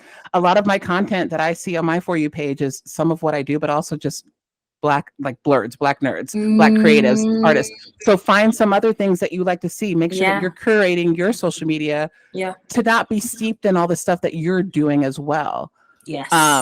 But ideally, just check in with yourself and find community as with other people online. Find community. Find like-minded people that you can have these conversations with. Whether you're sharing a video that is so funny of a cake that you saw, or a funny like skit video, or whether it is something informative that you found. Find people that you can share this stuff with. You know, do what you can to find some sort of joy in this complete other cesspool that is social media. There are some bright. It brought us together, right? So there's some bright spots. My best friend in the entire world is 7 minutes away from me now. So that's Rebecca's here. It's one of the reasons why I moved. So it's like you can find so much goodness on social media. Just don't allow yourself to get stuck in the bad. Step away from it. There's so much good. Thank you for those encouraging words and those recommendations. Just to add on that, internet safety, do not disclose too much information. No, do not do that. If you're at a demonstration, I had another thought. You made me think about something. You made me think about something for social care online. Parasocial relationships, you talk to them. I want to touch on that really quick. Be aware of them. I want everybody to be aware of them. Remember the fact that as much as you love who you see online, it is still a stranger on the internet. Even your favorite creator who will post something that you love every single time and makes you smile, makes you laugh, and maybe even feels like they're talking directly to you, you don't know them. And that's okay. It is okay to support somebody without feeling like you have to be their best friend. And remember that there's boundaries there. Remember that if you cross a boundary, and you're told that you've crossed a boundary, that's all it is. That's all it is. It's an invitation to say, hey, let's just kind of reassess. So parasocial relationships are really tricky, especially right now with how individualistic this country is, how on fire this world is. It can be tricky to, when you find somebody that you relate to not want to grab onto that so much and make it like this really deep relationship. Just remember that there are certain boundaries in place for different people. Definitely. Thank you for that. But to finish off, there is, I'm sure you've seen them, there's an account on social media where like you could post the corner of the screen. Like even now, I'm like, when Francesco edits this, I'm like, you can actually make sure you blur my glasses and a couple of things, because just by the angle of the sunlight in my room, someone could be like, you're at this house on this road in this area. It's mad. If you're going to a demonstration, do not, obviously, for awareness, share the information, but do not state explicitly you're going there until you're back from the demonstration. Verify information. It's getting increasingly hard to do that. An example of that is the 40 beheaded babies, or the whatever story, which was ironically enough reported on mainstream media, but then was then proven to be untrue, which is very, very interesting in itself. Please check your social media settings on your accounts. Is your content suppressed? If so, change it. There are plenty of tutorials on Google to do that. We've discussed mindful social media engagement. And of course, building community. A few recommendations I have for incredible people is yourself. It's just been incredible to see your work and really just sort of see the scope. And again, there's that element of each person has their own thing that they bring into the space of racial equity. So yes, you may be hearing the same thing over and over again, but the way it's presented and delivered will be so different in such a creative way. So like I say, yourself, Kelechi Okafor, massive shout out to her, Dr. Shola Moshobagnimu, who is an incredible powerhouse as well in the UK, and Olayemi Olorin, which I know I love her work. The way she taught Eric Adams's ass on the Breakfast Club, she's potential, like fingers crossed on the podcast. I want to be as quick, well, I am quick-witted, but I want to be even more quick-witted because I've seen her on there. Like the way she just bam, bam, bam, bam, bam, point after point after point. Even when he turned his back, and that would have got me off. I'd have been like, I don't know what you think you're turning your back to right now. She kept composure, and that really, really inspired me. So I'd recommend her work, and she's doing lots of great stuff. But like you said, said, like, you know, that courage, you know, be courageous. Best case scenario, someone's hateful ideology is picked apart and, you know, someone's enlightened to advocate for something brand new and for social justice. Worst case scenario, you get to tell someone to suck and choke on a cactus. So everybody wins. Everybody wins. Everyone wins. Everybody wins. So that brings us really to the end of today's episode, and it's been a belt. It's just been so much fun. It's been great. Belt of a conversation. You know, in conclusion, I think change is as powerful as the people who seek it, and that includes the power that we see, you know, beyond our own privilege. Even us, we have privilege. We're, you know, born in the global West. You know, we have homes. We're able to feed ourselves. We're able to pay bills. We, even though it's still repressive, we live in a space where there is some sense of social freedoms, political liberties as well. And you know, whilst our democratic rights, such as, you know, freedom of speech and the right to protest, are at threat of being taken away to protect white supremacy and injustice with brutal force, as mentioned before, to disrupt, decolonize, and dismantle this stronghold, it requires courage, and that courage extends us to build strength in numbers, which we're seeing all over the world with advocacy marches for Congo, for Sudan, for Haiti, for student encampments, and marches across Gaza and, you know, digital alchemy itself. And, you know, you and I are, as we speak, demonstrating digital alchemy right now and putting our work into action. And alchemy is the process of the magical process of turning metal into gold. And digital alchemy, according to Moira Bailey, takes many, many forms, which means that there are so many possibilities in a space where there is a more competitive social environment for us to really revolt. And in my view, magic will happen when legislation meets the needs of the marginalized with recommendations of expertise and lived experience. But magic also happens when we see the masses, when we, as the masses, who voted in our elections, remember that, again, we are the majority. We can continue to build community, can build awareness. And of course, as you highlight in your own work, Portia, let's heal through learning. Yes, absolutely. You know, politics, society, culture, language, like the seasons of the year, they are consistently changing. They are important factors in this discussion. And, you know, with history as the proverbial chain that links them together, it's interesting. It's again, nuance is the key word of today's episode. Yes, it is. But, you know, you've heard my thoughts, you've heard Portia's thoughts today. You've even heard a little bit of Francesca in the back if the mic picked it up.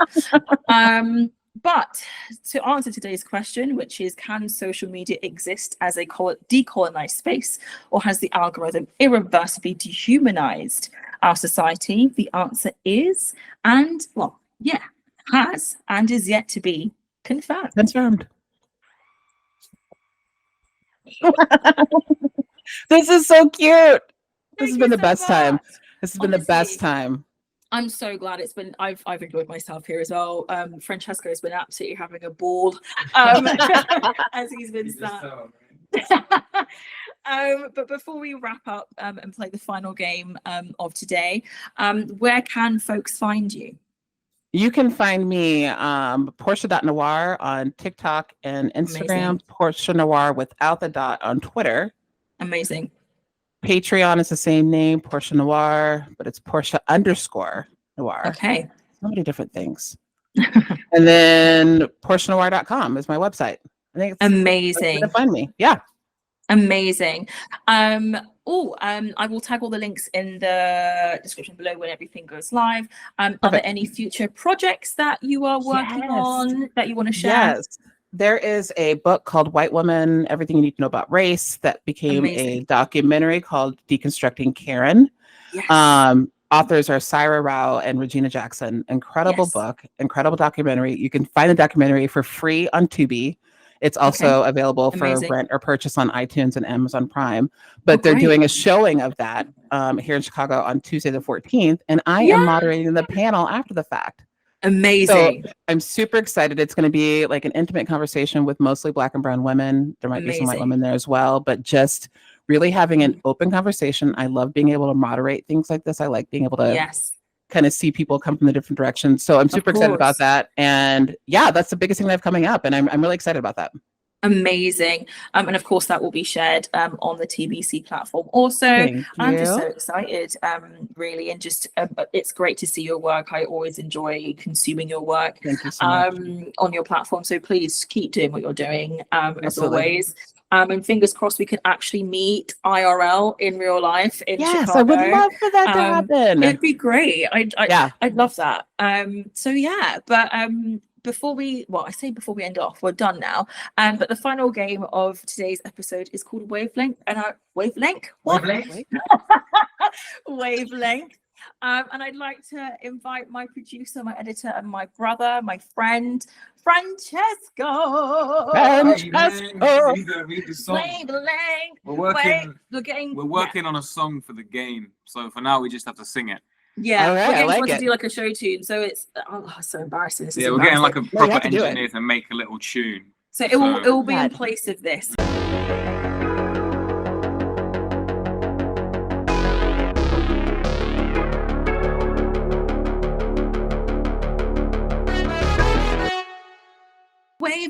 Wavelength, it's time to play. Wavelength. Does Portia know the rules?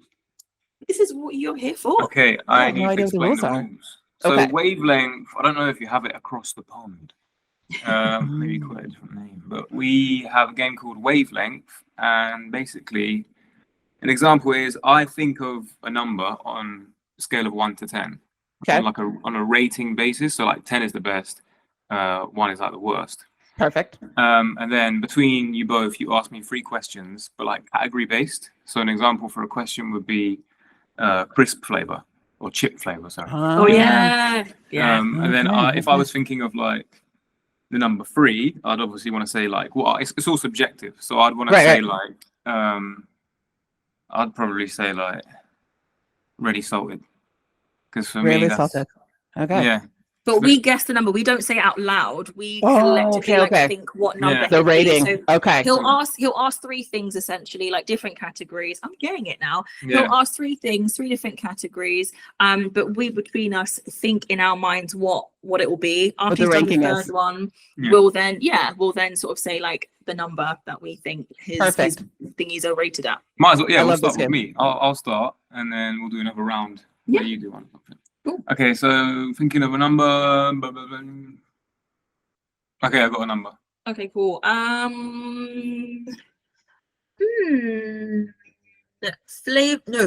Fizzy drinks. No, I've done this before, haven't I? No, I like. Do the same one. No, we want something new.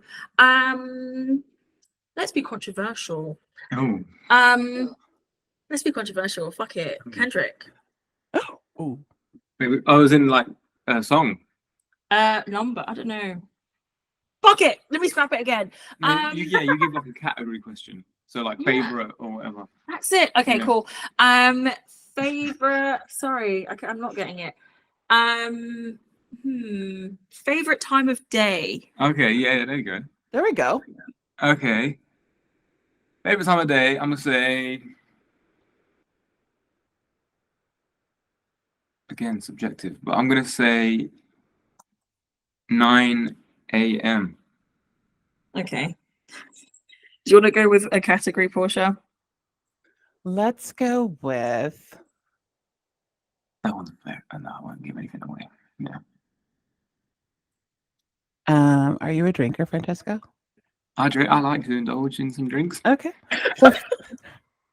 Favorite type of alcohol? Okay. I'm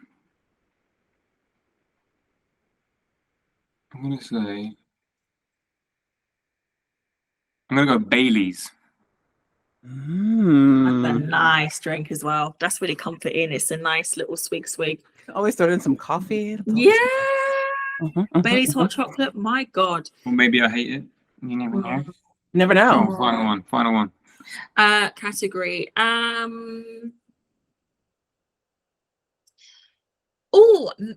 Favorite type of Mexican cuisine. Ooh. I thought like a Mexican dish. Yeah. Mexican dish. Oh, quesadilla. Okay, cool. Yeah. What is your number, Portia? What are you feeling? I like the number 7. Okay. My spirit's saying 8, but we'll go with you for 7. We'll go with Portia for 7. It is 9. Oh, It's 9. Quesadilla is up there with my favorite food ever. Not even Mexican cuisine. Ever. No way. Yeah. I mean, Bailey's, I love a go wrong with Bailey's. the quesadilla. It's hard to go wrong with the quesadilla. It is hard to It go is, wrong yeah, with quesadilla. yeah, You can literally yeah. put anything in it. But 9 a.m. Not yeah, that one I thought would throw you off because 9 I a.m. like a morning. I like a morning. But I chose 9 specifically to throw you off. I You knew might be it. like, It's a "That's what 9 it's and a like 9. to work." I feel like a mentalist would have been like, he chose 9 a.m. Maybe that's the number. I didn't. Yeah. Well, hell But the yeah, thing is, dude. like, I see you actually enjoying 9 a.m. That's why I was like, it will be kind of higher up. Yeah, so, I like a morning. yeah. I mean, No, you that's go. Great. You can pick a number. So I pick a number. Okay, cool. I've got a number. You got one. Wait, what? So I think of a random Yeah, number. you think of the number, and then we try and guess that number. Okay, cool. Okay, yeah, obviously. Okay, I've got a number. Yeah. Favorite color. That's an easy one. Yeah, cool. I've got my favorite color. And then you say like not favorite, but you say Oh, I said the color. The color, yeah. How many episodes? My favorite color is black. Evidently. Maybe you could be lying. Maybe. Why have I just given myself away like that? And we should play poker. I feel like I might be successful playing poker with you, Chantal. Your poker No, face. you would. You would. You can, like, my face is so readable. It's actually like detrimental sometimes. Yeah. Okay, so we've got the color black. A chocolate bar or candy bar. Candy bar? You saying candy bar? My favorite candy bar. Not favorite, it's just a candy bar. That you A could candy bar. matches that number. Oh, let's do a Malteser. For me, that's high. Malteser is nice. Okay. All right, and the last one, we're kind of on a. Let's see.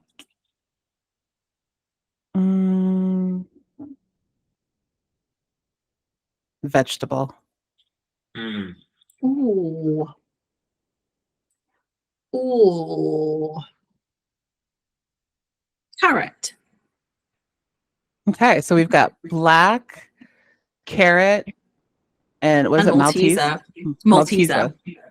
Carrots Okay. throwing me off. Is Has it? But then again, it's all subjective. Isn't it? Okay, I'm thinking. What are you thinking, Portia? I'm gonna go with 8. I was thinking 7, 8. Let's go 8. I was well 9. 9 again. We were so Nine, close. nine, We were so close. 9. Because carrots, like, you can, like, there is so much you can do with them. So much you can do with carrots, and like they're safe. You know, they're safe veggies. There you go. Yeah. Do you want to do another round, or shall we wrap? I'm flexible. Do you want to do another round, Portia? We'll do a run. I'll pick a number this time. Okay, cool. So, 3 out of 3. Cool. Okay, let me think of a number.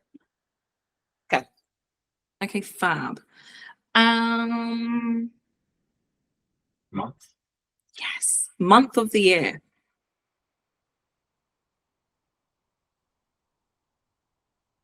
October.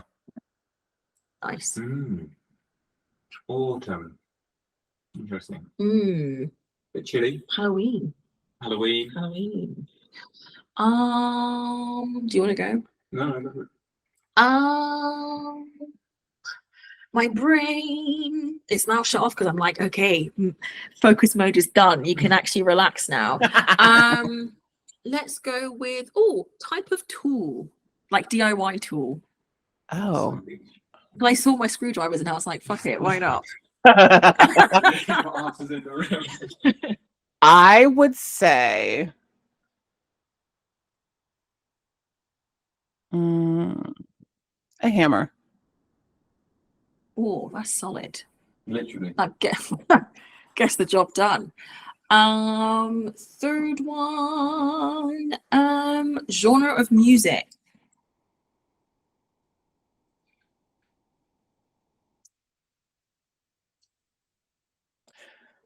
Neo soul.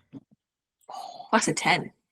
That has to be a 10. That's got to be high. That's got to be a 10. So That's what? Yeah. What do you think? maths are 9, maybe. Let's do 9. We'll do 9. It was 8. It was close. Oh, 1 down. Yeah. Fuck. Yeah. I love autumn, but I hate Halloween. I don't hate Halloween. I'm indifferent about it. Like, I grew up in a very religious household, so we didn't celebrate Halloween. So I don't have any attachment to it. It's like, man, we went to church on Halloween. No. So there's that. Yeah. A hammer is just good to have. I like to hang heart all the time. Yeah. And then also Neo Soul. I love it. Yeah. But my true love is hip hop.